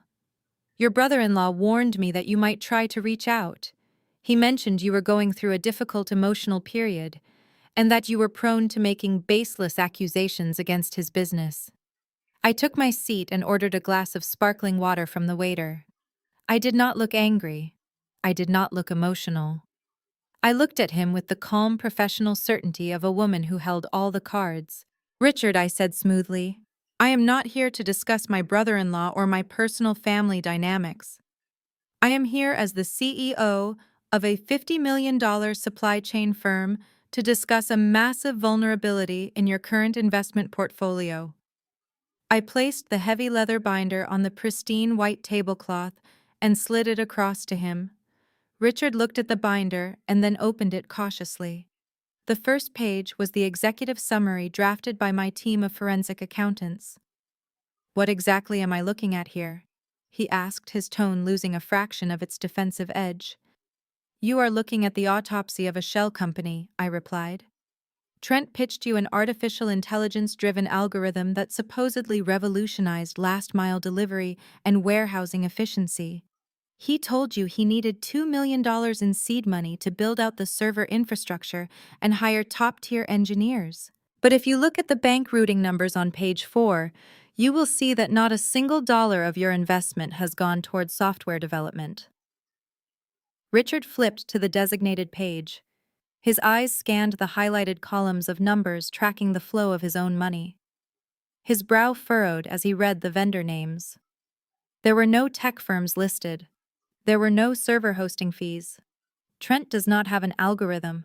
I continued, leaning forward slightly.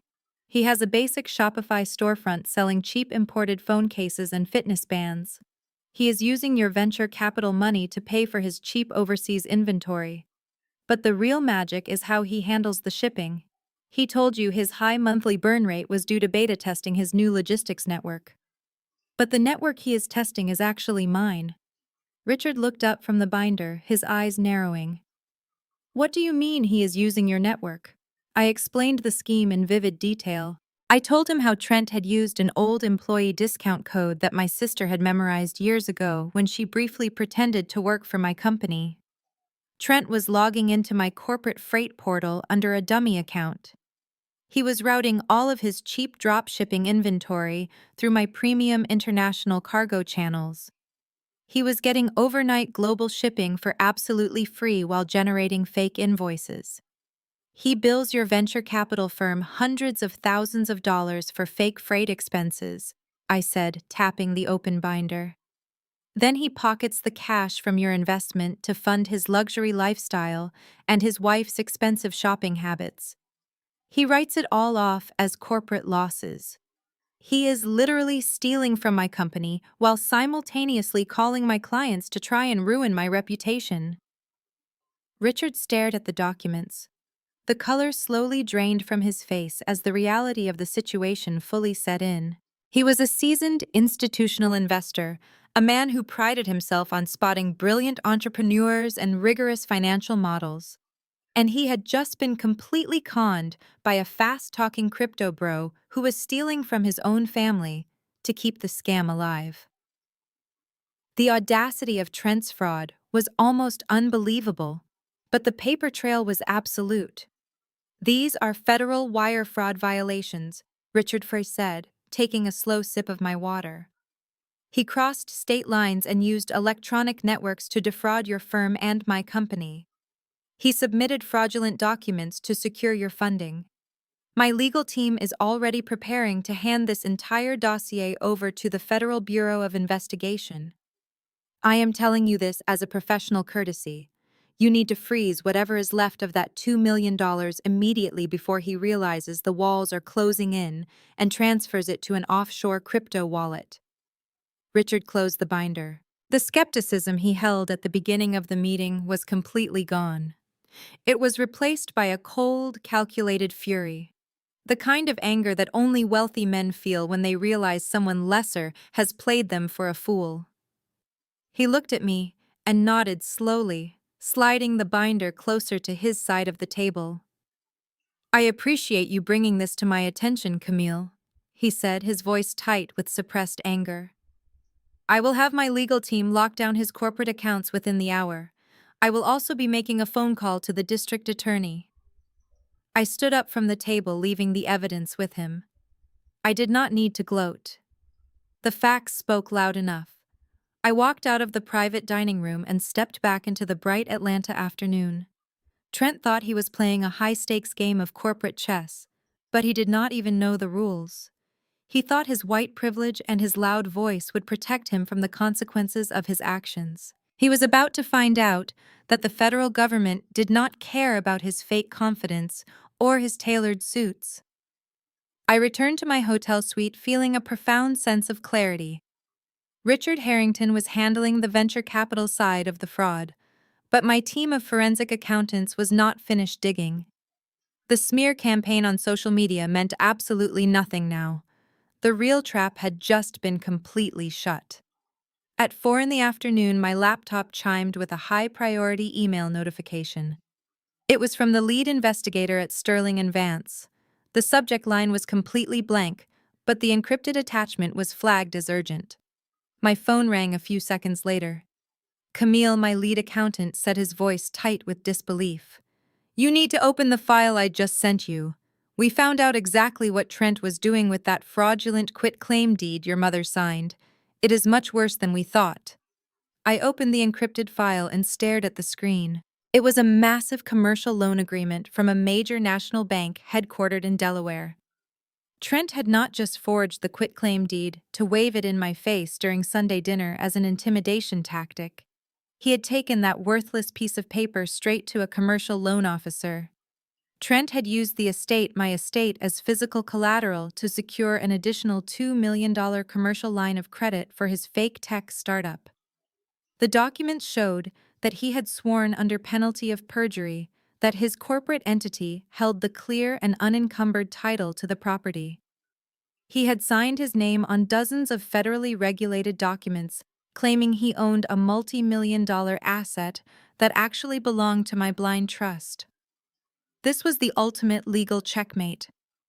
Trent had just crossed the line from a petty family grifter to a serious federal criminal.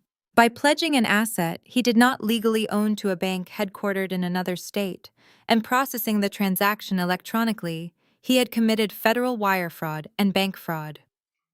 The sheer magnitude of his arrogance was staggering. He had taken a fake deed signed by my mother, a woman who did not even own the house, and used it to steal millions of dollars from a federally insured institution. I sat back in my chair and let the reality of the situation sink in. My mother, Brenda, and my sister, Jasmine, were completely oblivious to all of this. They were busy posting on social media, playing the victims, and preparing to celebrate Trent's imaginary tech genius.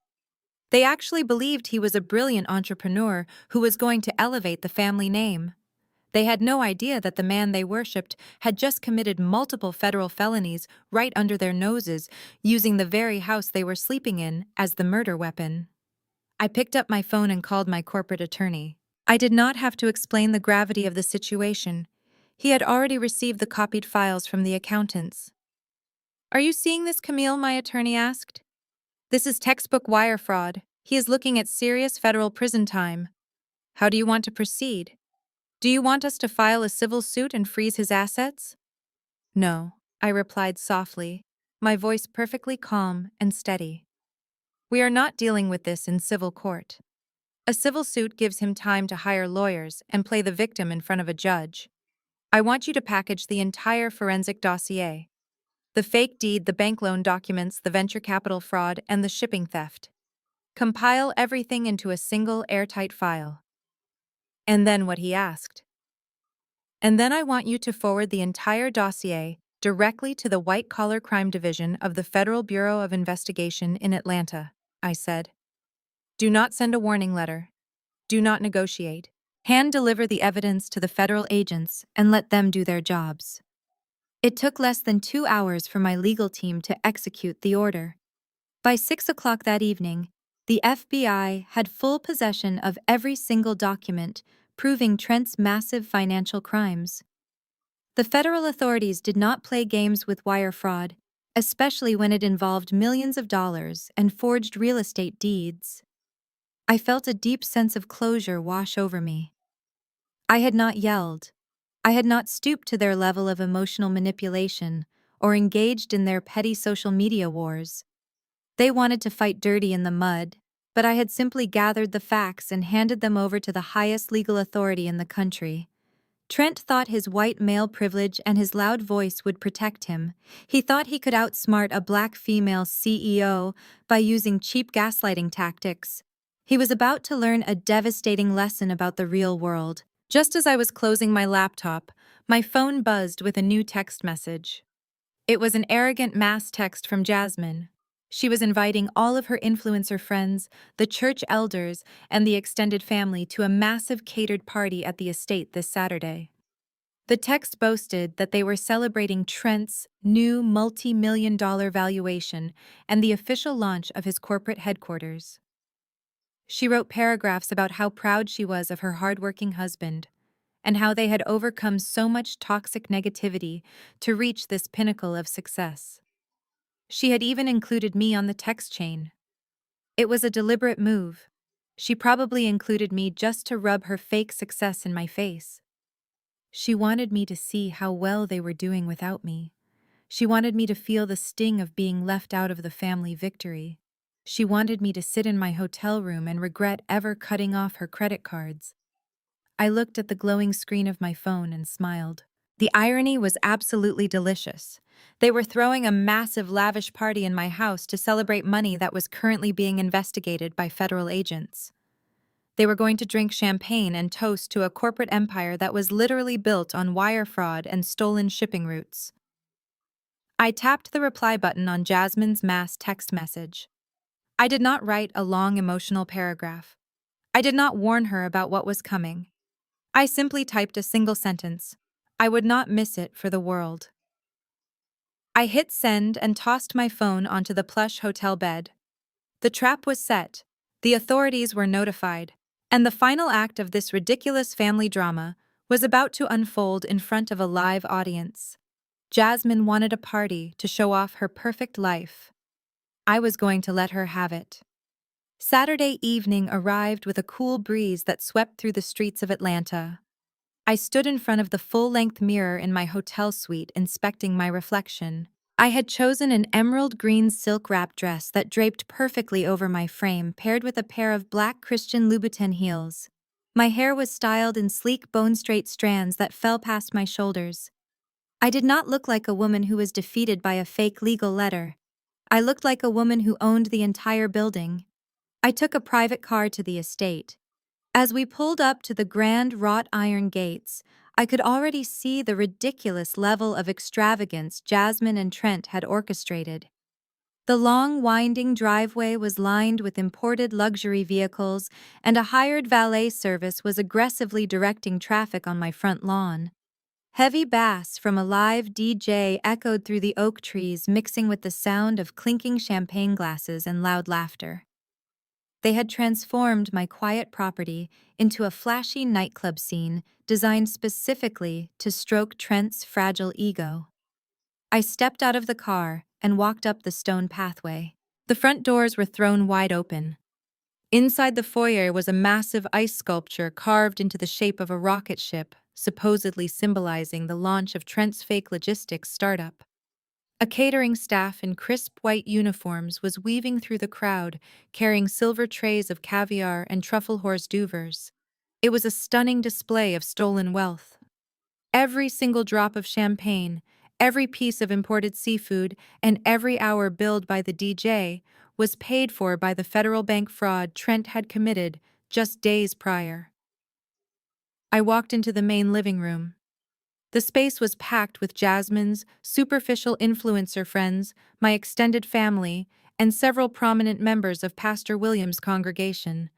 The moment I stepped into the light, the room seemed to undergo a subtle but immediate shift. The conversations closest to me suddenly dropped into hushed whispers.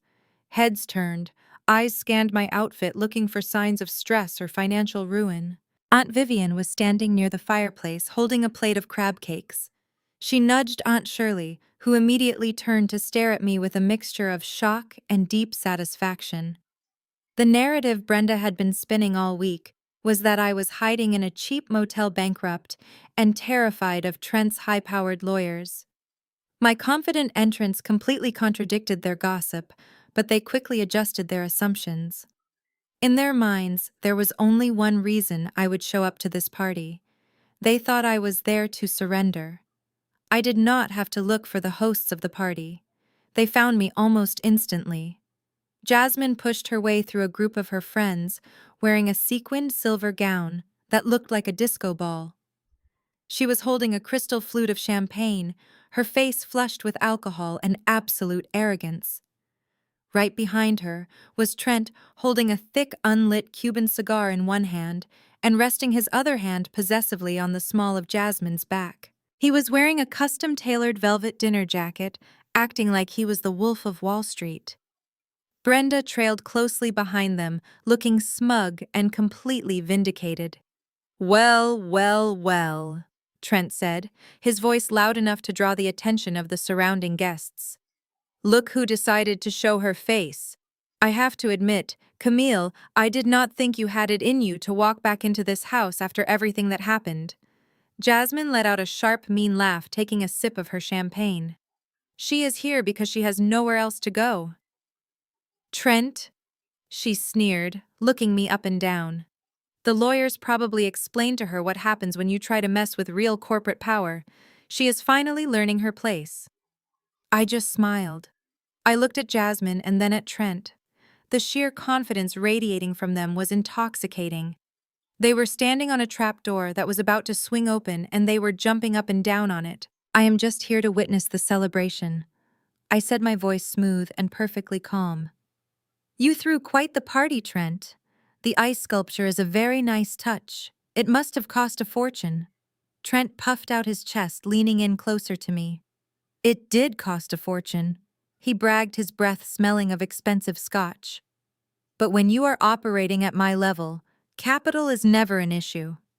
The venture funding cleared and my new commercial line of credit just opened up. I told you, Camille, you should have played nice.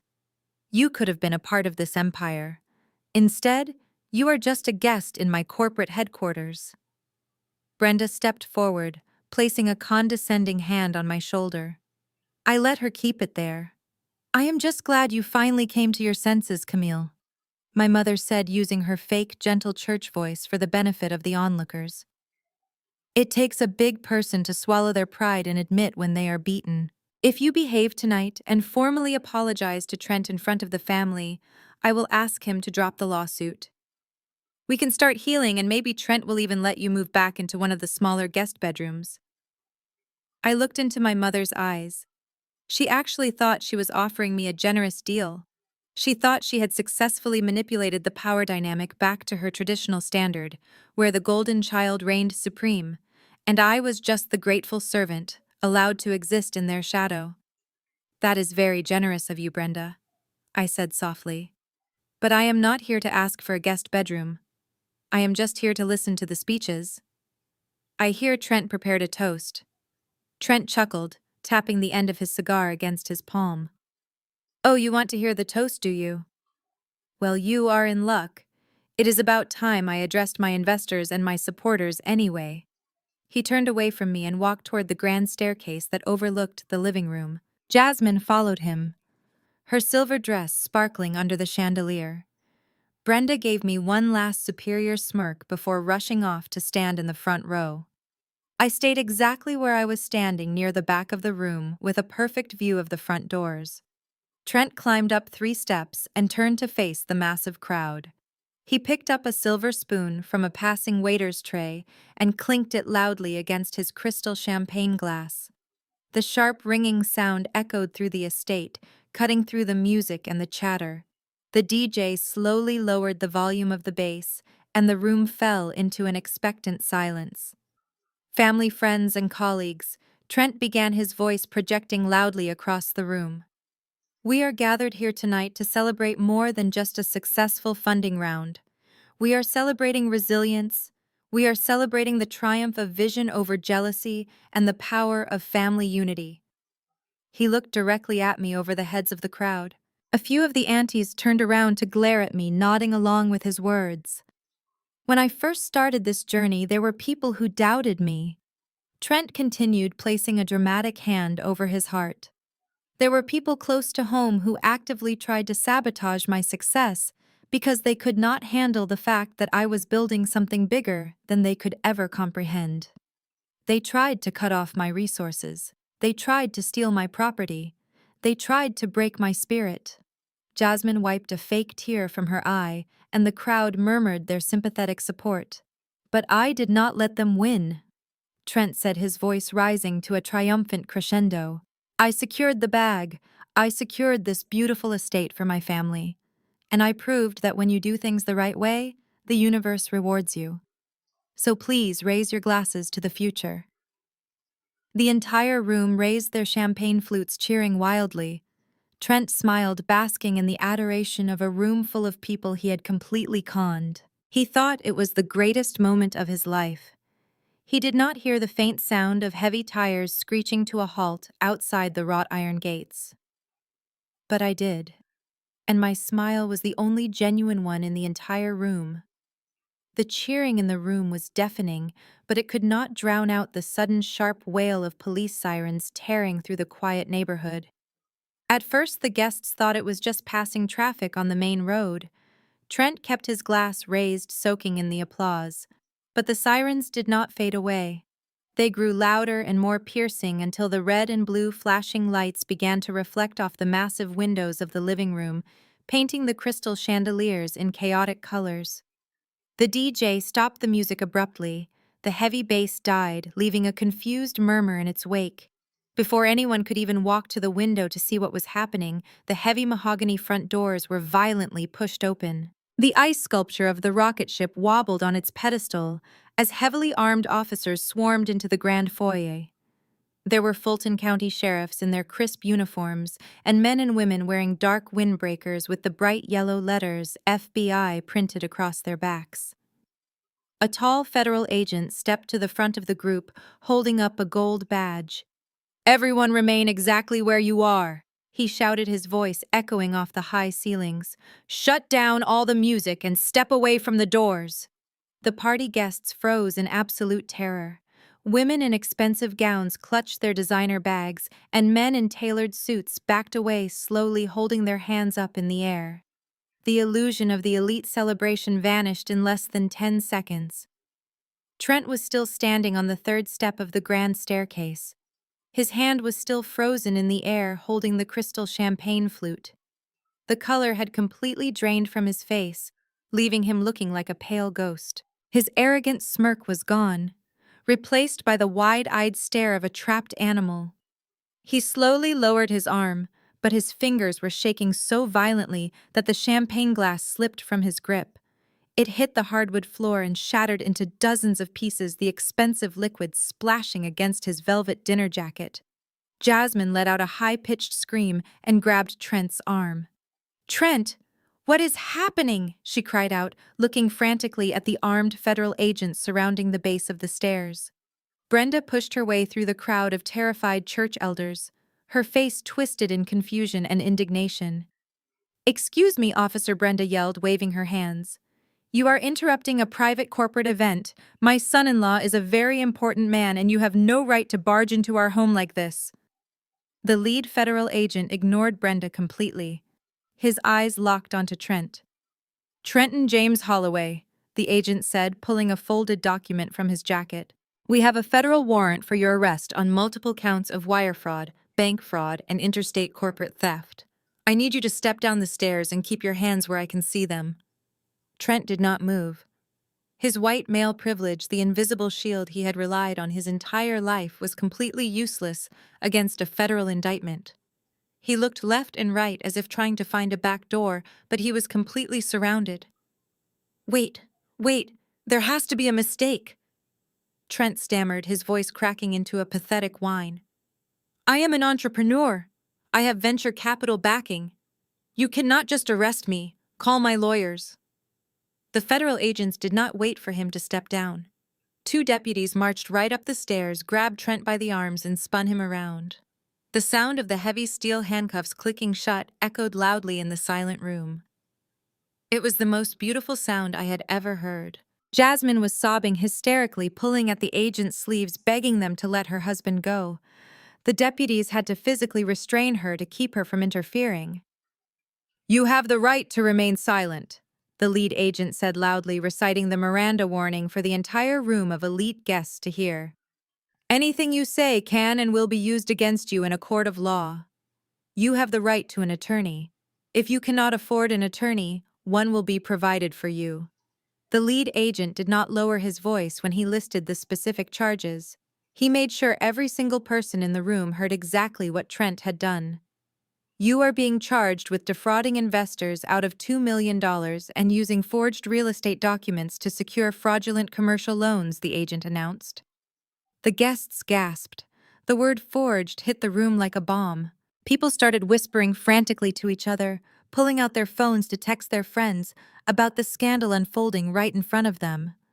Jasmine fell to her knees on the stairs, ruining her silver sequined gown, sobbing into her hands. Brenda looked like she was going to pass out. She reached out for Aunt Shirley, but her sister actually took a physical step backward, refusing to touch her. The humiliation was absolute and total. Aunt Vivian and Aunt Shirley stood with their mouths hanging open, watching their so-called savior, the man they had weaponized against me, being treated like a common criminal. The church elders who had judged me at Sunday dinner were shaking their heads in disgust, slowly stepping away from Brenda, as if her proximity would implicate them in the crimes. As the agents dragged Trent down the stairs, he locked eyes with me. I was still standing in the back of the room holding my purse, looking perfectly calm. I gave him a slow, deliberate nod.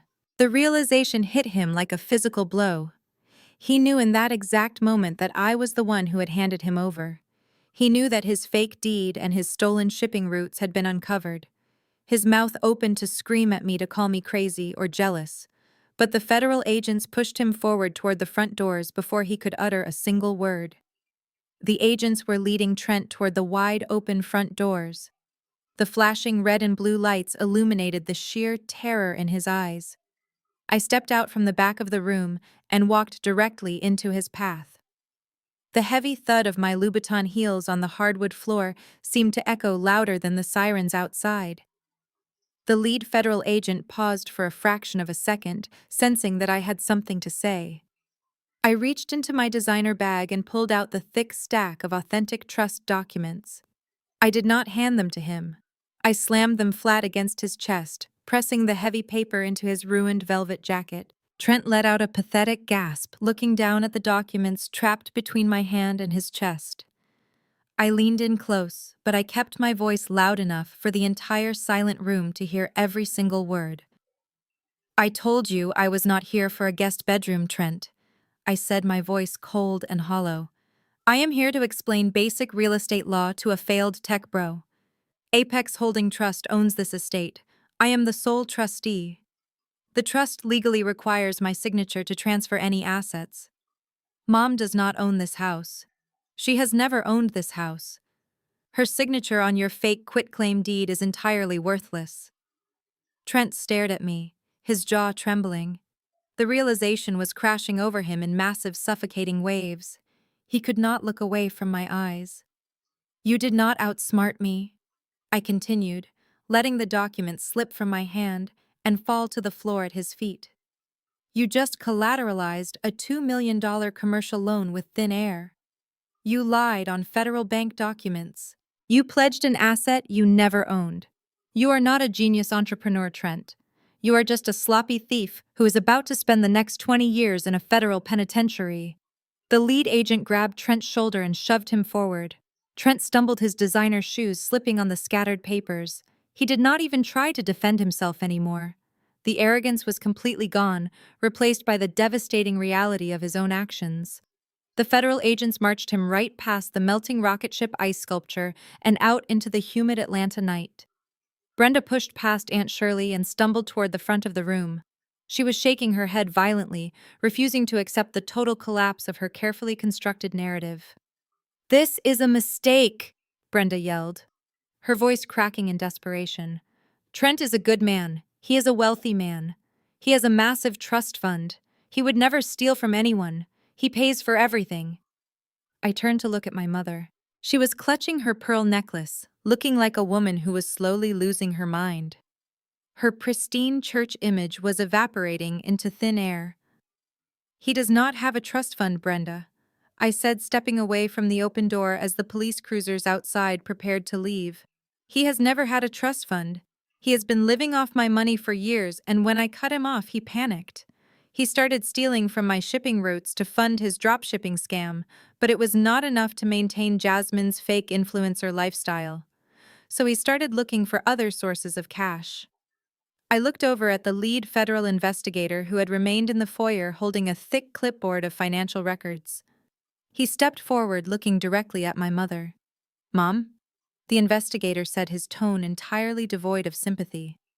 "During our forensic audit of Mr. Holloway's corporate accounts, we traced multiple unauthorized wire transfers from a joint family banking account. He drained over $300,000 over the past 4 days." Brenda's eyes widened in absolute horror. She brought a trembling hand to her mouth. "What joint account?" She whispered, her voice barely audible over the sound of the departing sirens. I took a step closer to her. Your retirement accounts, Brenda, I said softly. The ones you gave him access to so he could help you manage your stock portfolio. The ones you bragged about at church every single Sunday. He liquidated every single penny. He took your entire life savings and used it to buy unregulated cryptocurrency, trying to hide the money offshore before the FBI caught up with him. You let a parasite into your home because you wanted a white son-in-law to make you look prestigious, and he repaid you by stealing your entire future. Brenda let out a guttural, agonizing scream. Her legs completely gave out beneath her. She collapsed onto the hardwood floor right next to the shattered crystal from Trent's champagne glass. She curled into a ball, sobbing hysterically as the reality of her total financial ruin set in. She had lost her home. She had lost her reputation in the community. And now she had lost the absolute last dime she had to her name. Jasmine was still sitting on the stairs, frozen in a state of absolute shock. Her makeup was running down her face, in thick black streaks, ruining her flawless influencer aesthetic. Her wealthy husband was sitting in the back of a police cruiser, facing decades in federal prison. Her mother was having a massive mental breakdown on the floor. The grand corporate launch party had officially turned into a massive, devastating crime scene. The elite guests did not stay to offer their comfort. The moment they realized the full extent of the fraud, the room devolved into absolute chaos. They started rushing for the exits, desperate to avoid being questioned by the remaining federal agents.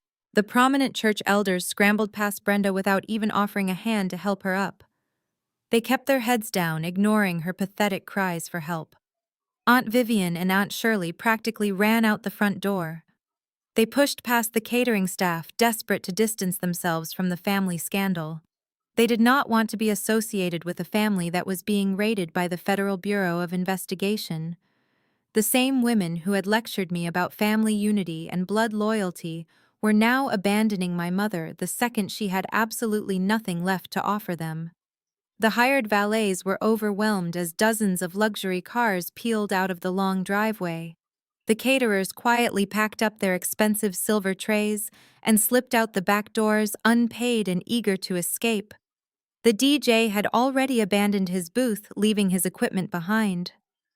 The massive house that was just filled with cheering and fake adoration was now completely empty. The only sounds left were the low hum of the air conditioning and the pathetic, echoing weeping of my mother and sister. I stood in the center of the foyer, completely untouched by the devastation surrounding me. They had tried to destroy me. They had tried to steal my property and ruin my corporate reputation. They had tried to manipulate me into silent submission using guilt and fake legal threats. But I had simply gathered the receipts and let their own extreme greed destroy them. I watched Brenda rocking back and forth on the floor, and I felt absolutely nothing. The family I thought I owed my life to was finally completely gone. The red and blue lights flashing through the front windows finally faded into the distance as the police cruisers turned out of the gated community. The heavy silence that settled over the grand foyer was suffocating. Jasmine was the first one to move. She slowly pushed herself up from the wooden stairs, her silver sequined dress catching the light of the chandelier one last time. She looked like a broken doll, her flawless hair tangled and her face stained with thick black mascara. She took a hesitant step toward me, her bare feet slapping softly against the hardwood floor. She had kicked off her designer heels at some point during the raid. "Camille?" She whispered, her voice trembling and raw. "You have to fix this. You have to call your lawyers right now and tell them there has been a massive misunderstanding. You have the money to post his bail. Federal bail is going to be hundreds of thousands of dollars and his accounts are completely frozen. He cannot stay in a federal holding cell, Camille. He is not built for that kind of place. He will not survive." I looked at my younger sister. She was 32 years old, but she sounded exactly like a frightened child begging her older sibling to clean up a mess she had made. She still believed that my sole purpose in life was to act as her personal safety net. even after her husband had just been arrested for stealing millions of dollars and forging documents to take my home. She still had the absolute audacity to ask me to open my checkbook to save him. I did not say a word. I just let her stand there trembling in her ruined designer gown. Brenda finally stopped rocking on the floor. She grabbed the edge of a console table and hauled herself up. Her pristine church outfit was wrinkled, and her face was pale with exhaustion. She stumbled over to Jasmine and wrapped an arm around her, pulling her golden child close. Then, she turned her desperate eyes to me. "Camille, please," Brenda pleaded, her voice cracking with emotion. "I know you are angry. I know Trent made a terrible mistake. But he is family. We are blood. We are Black women, and we have to protect our family when the system comes for them. You cannot just let them lock him away. You have top-tier corporate attorneys on retainer. You can afford to hire the best defense team in the state. If you just pay his bail and get him a good lawyer, we can figure the rest of this out later. We can pay you back. I promise we will pay you back." The sheer level of delusion was almost hard to process. She had just found out that this man had secretly liquidated her entire life savings and gambled it away on unregulated offshore cryptocurrency. He had left her completely destitute and facing the end of her life with absolutely nothing. Yet her first instinct was to weaponize her race and her twisted concept of family loyalty to manipulate me into saving the exact man who had just destroyed her. "Pay me back," I asked, my voice barely above a whisper but carrying clearly through the empty foyer. "With what money, Brenda? He just wiped out your entire retirement fund. Your bank accounts are completely empty. Jasmine's influencer career is entirely funded by my credit cards, which are permanently canceled. The venture capital money he stole is frozen by federal authorities. You have absolutely nothing left to offer." Brenda flinched as if I had physically struck her. Tears streamed down her face. "But he is your brother-in-law," she cried out, desperately clutching Jasmine's shoulder. "He is the father of your future nieces and nephews. You cannot just abandon us in our darkest hour. The Lord teaches us forgiveness, Camille. You have to find it in your heart to help us." I took a slow, deliberate step toward them. The coldness in my eyes made Jasmine physically recoil against our mother. "The Lord also teaches us that you reap exactly what you sow," I said, my tone completely flat and devoid of any sympathy. "Trent did not make a mistake. A mistake is forgetting to pay a water bill." Trent sat down and meticulously forged a legal real estate document. He lied to federal loan officers. He hacked into my corporate shipping portal and stole from my business for months. He did all of that while living in my house, eating my food, and treating me like garbage. And you let him do it because you loved the fake prestige he brought to your image. But we did not know. Jasmine sobbed, burying her face in Brenda's shoulder. "We did not know he was doing anything illegal. We thought he was just a brilliant businessman." "You did not care to know," I corrected her. "You were perfectly happy to look the other way as long as the champagne kept flowing and the designer bags kept arriving. You hated me for actually working for my wealth, but you worshipped him for faking it." Brenda fell to her knees again, grabbing the hem of my emerald green dress. She was openly weeping now, completely abandoning her pride. "Please, Camille," she begged, looking up at me with terrified eyes. "I have nothing left. I have no money. I have no reputation. If Trent goes to prison, Jasmine will have nothing. We need you. You are the only one strong enough to save us." I looked down at the woman who had spent my entire life making me feel like I was never good enough. The woman who had kicked me out of my own master bedroom via a cold voicemail just a few days ago. She was finally acknowledging my strength, but only because she wanted to exploit it one last time. I reached down and gently but firmly pulled the fabric of my dress out of her desperate grip. I took a step back, establishing an unbreakable physical and emotional boundary between us. "You chose him as your son. Mom," I said, my voice steady and resolute. "Now go save him." The finality of my words hung in the air like a heavy iron gate slamming shut. Brenda let out a heartbreaking wail, slumping forward onto the hardwood floor. Jasmine fell down beside her, holding her mother and crying uncontrollably. They had played their final card, the ultimate manipulation of blood and family, and it had completely failed. They were completely out of options. But the night was not over yet. Over the sound of their hysterical sobbing, a new noise began to rumble outside. It was the heavy grinding sound of air brakes and massive diesel engines. Flashing yellow hazard lights began to sweep across the front windows, replacing the red and blue police lights from earlier. Jasmine slowly lifted her head, wiping the ruined mascara from her eyes. She looked toward the open front doors, a fresh wave of confusion crossing her face. "What is that?" she asked, her voice trembling. "Are the police coming back?" I turned toward the grand entrance and watched as a team of men walked up the stone pathway. They were not federal agents. They were wearing matching black polo shirts with the logo of Atlanta's premier luxury moving company embroidered on the chest. Behind them, parked neatly in the long, winding driveway, were 3 massive moving trucks. The foreman of the crew, a tall, broad-shouldered man, stepped into the foyer holding a digital tablet. He looked around at the scattered champagne glasses, the melting ice sculpture, and the 2 women sobbing on the floor. He did not seem fazed in the slightest. He walked directly over to me. "Good evening, Miss Williams," the foreman said professionally, tapping his tablet. "We received your emergency dispatch order. We have 3 full crews ready to execute the complete extraction. Do we have authorization to begin?" "You absolutely do," I replied, giving him a curt nod. "You have the master inventory list.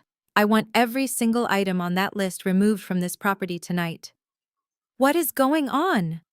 Brenda demanded, struggling to her feet. She looked at the foreman, and then at the dozen moving men who were now streaming into the house carrying heavy-duty moving blankets, dollies, and rolls of industrial packing tape. "Camille, what are these people doing in my house?" "They are doing their job," I said calmly, watching as 2 men walked past us and immediately began rolling up the massive hand-woven Persian rug in the center of the living room. "They are removing my property." Jasmine let out a panicked gasp. "You cannot take our furniture!" she yelled, stepping forward to block a mover who was wrapping a thick protective blanket around a custom velvet sofa. "We live here. You cannot just strip our house bare in the middle of the night."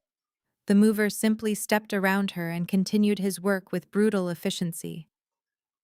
"I bought that sofa, Jasmine," I said, crossing my arms. "I bought the Persian rug. I bought the massive dining room table you all sat at when you tried to guilt-trip me into submission.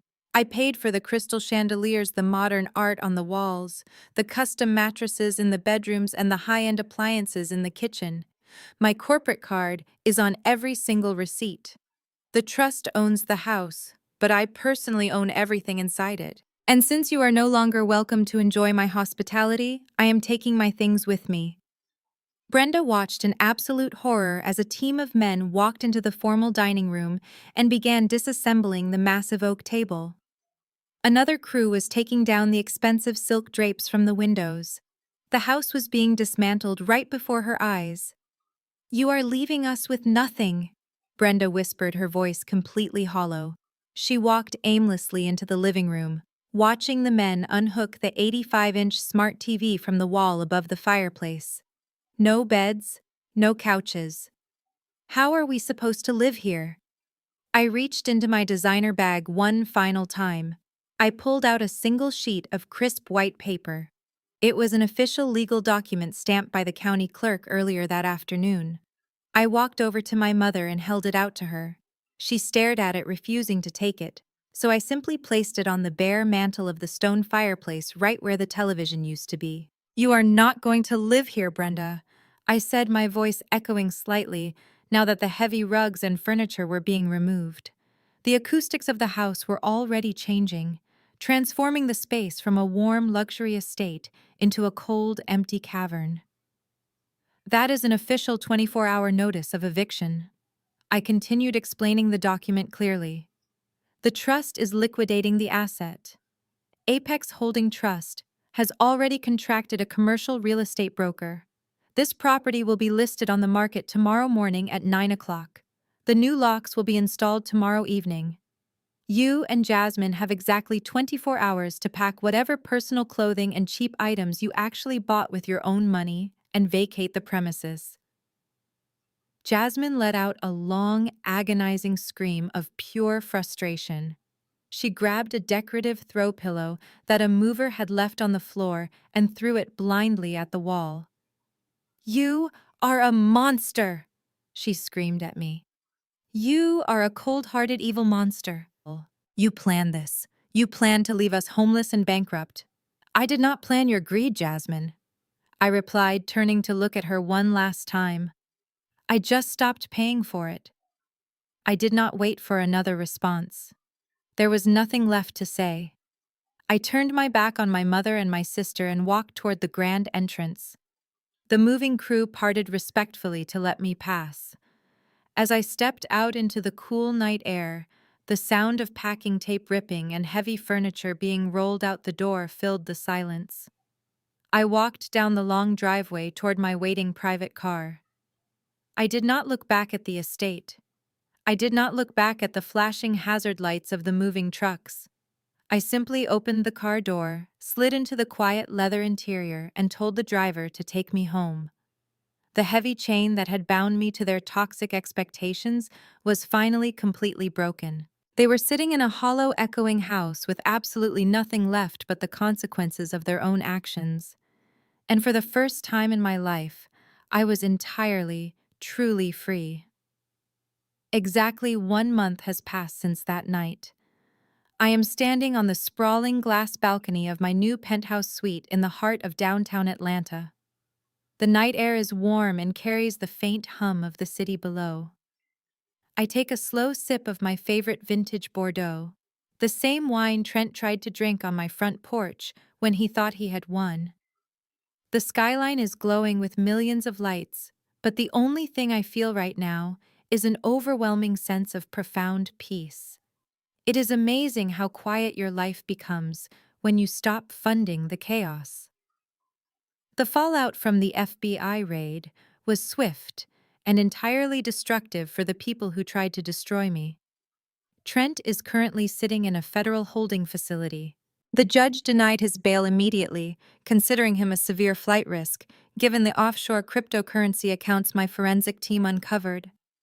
His high-priced defense lawyers dropped him the second they realized there was no legitimate money left to pay their retainer.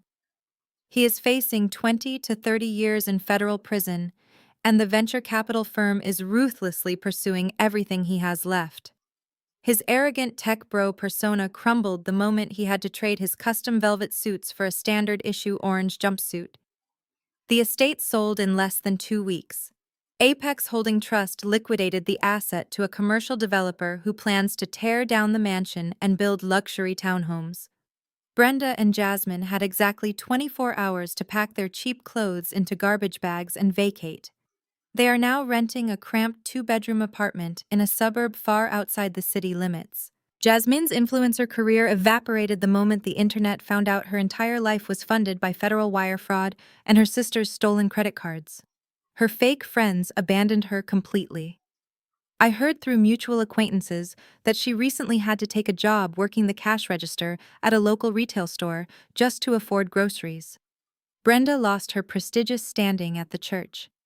Pastor Williams asked her to step down from all committee positions once the congregation learned she had gambled away the original family home and helped Trent steal from her own daughter. She went from the wealthy matriarch of the community to an absolute outcast overnight. I walk back inside my penthouse, sliding the heavy glass door shut behind me.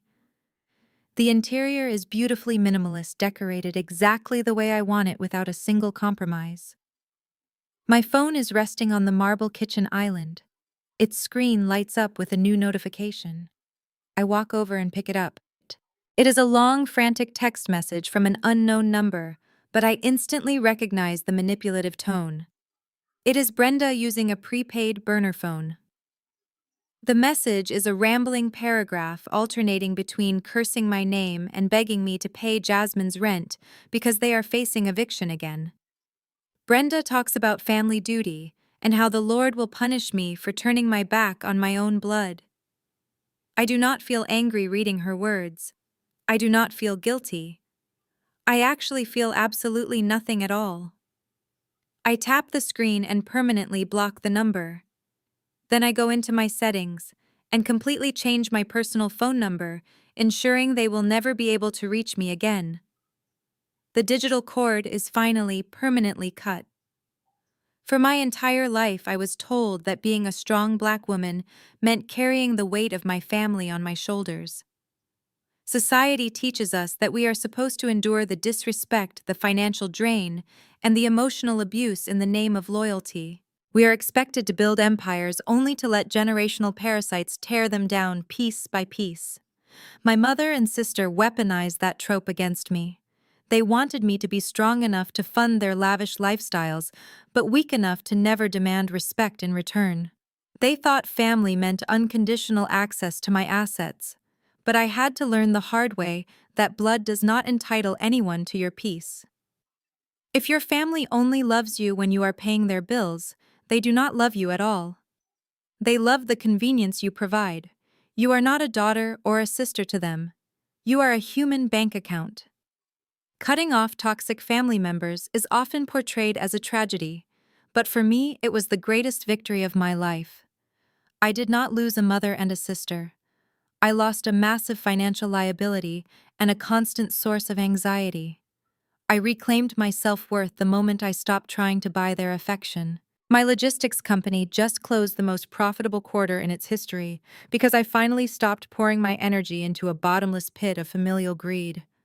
My mind is clear and my heart is incredibly light. I walk over to the plush velvet sofa and sit down, resting my wine glass on the coffee table. The silence in the penthouse is beautiful. Nobody is screaming about declined credit cards. Nobody is trying to belittle my accomplishments to inflate their own fragile egos. I built my success with my own hands, and I am finally giving myself permission to enjoy it without apologizing for it. Sometimes the most powerful thing you can do is simply walk away. You do not need to argue. You do not need to explain your boundaries to people who are committed to misunderstanding you. You do not need to attend family councils or sit at tables where your worth is constantly being debated. You just gather your blessings, secure your peace, and leave them to face the reality they created for themselves. Breaking generational curses requires you to become the villain in the stories of the people who benefited from your suffering. And I am perfectly fine playing that role if it means I get to keep my freedom. Have you ever had to walk away from toxic family members and take your blessings with you? Let me know in the comments below. Do not forget to like and subscribe if this story resonated with you. Share this with someone who might need the courage to cut off the dead weight in their own life. Thank you for listening to my journey. And remember, your peace is always worth protecting,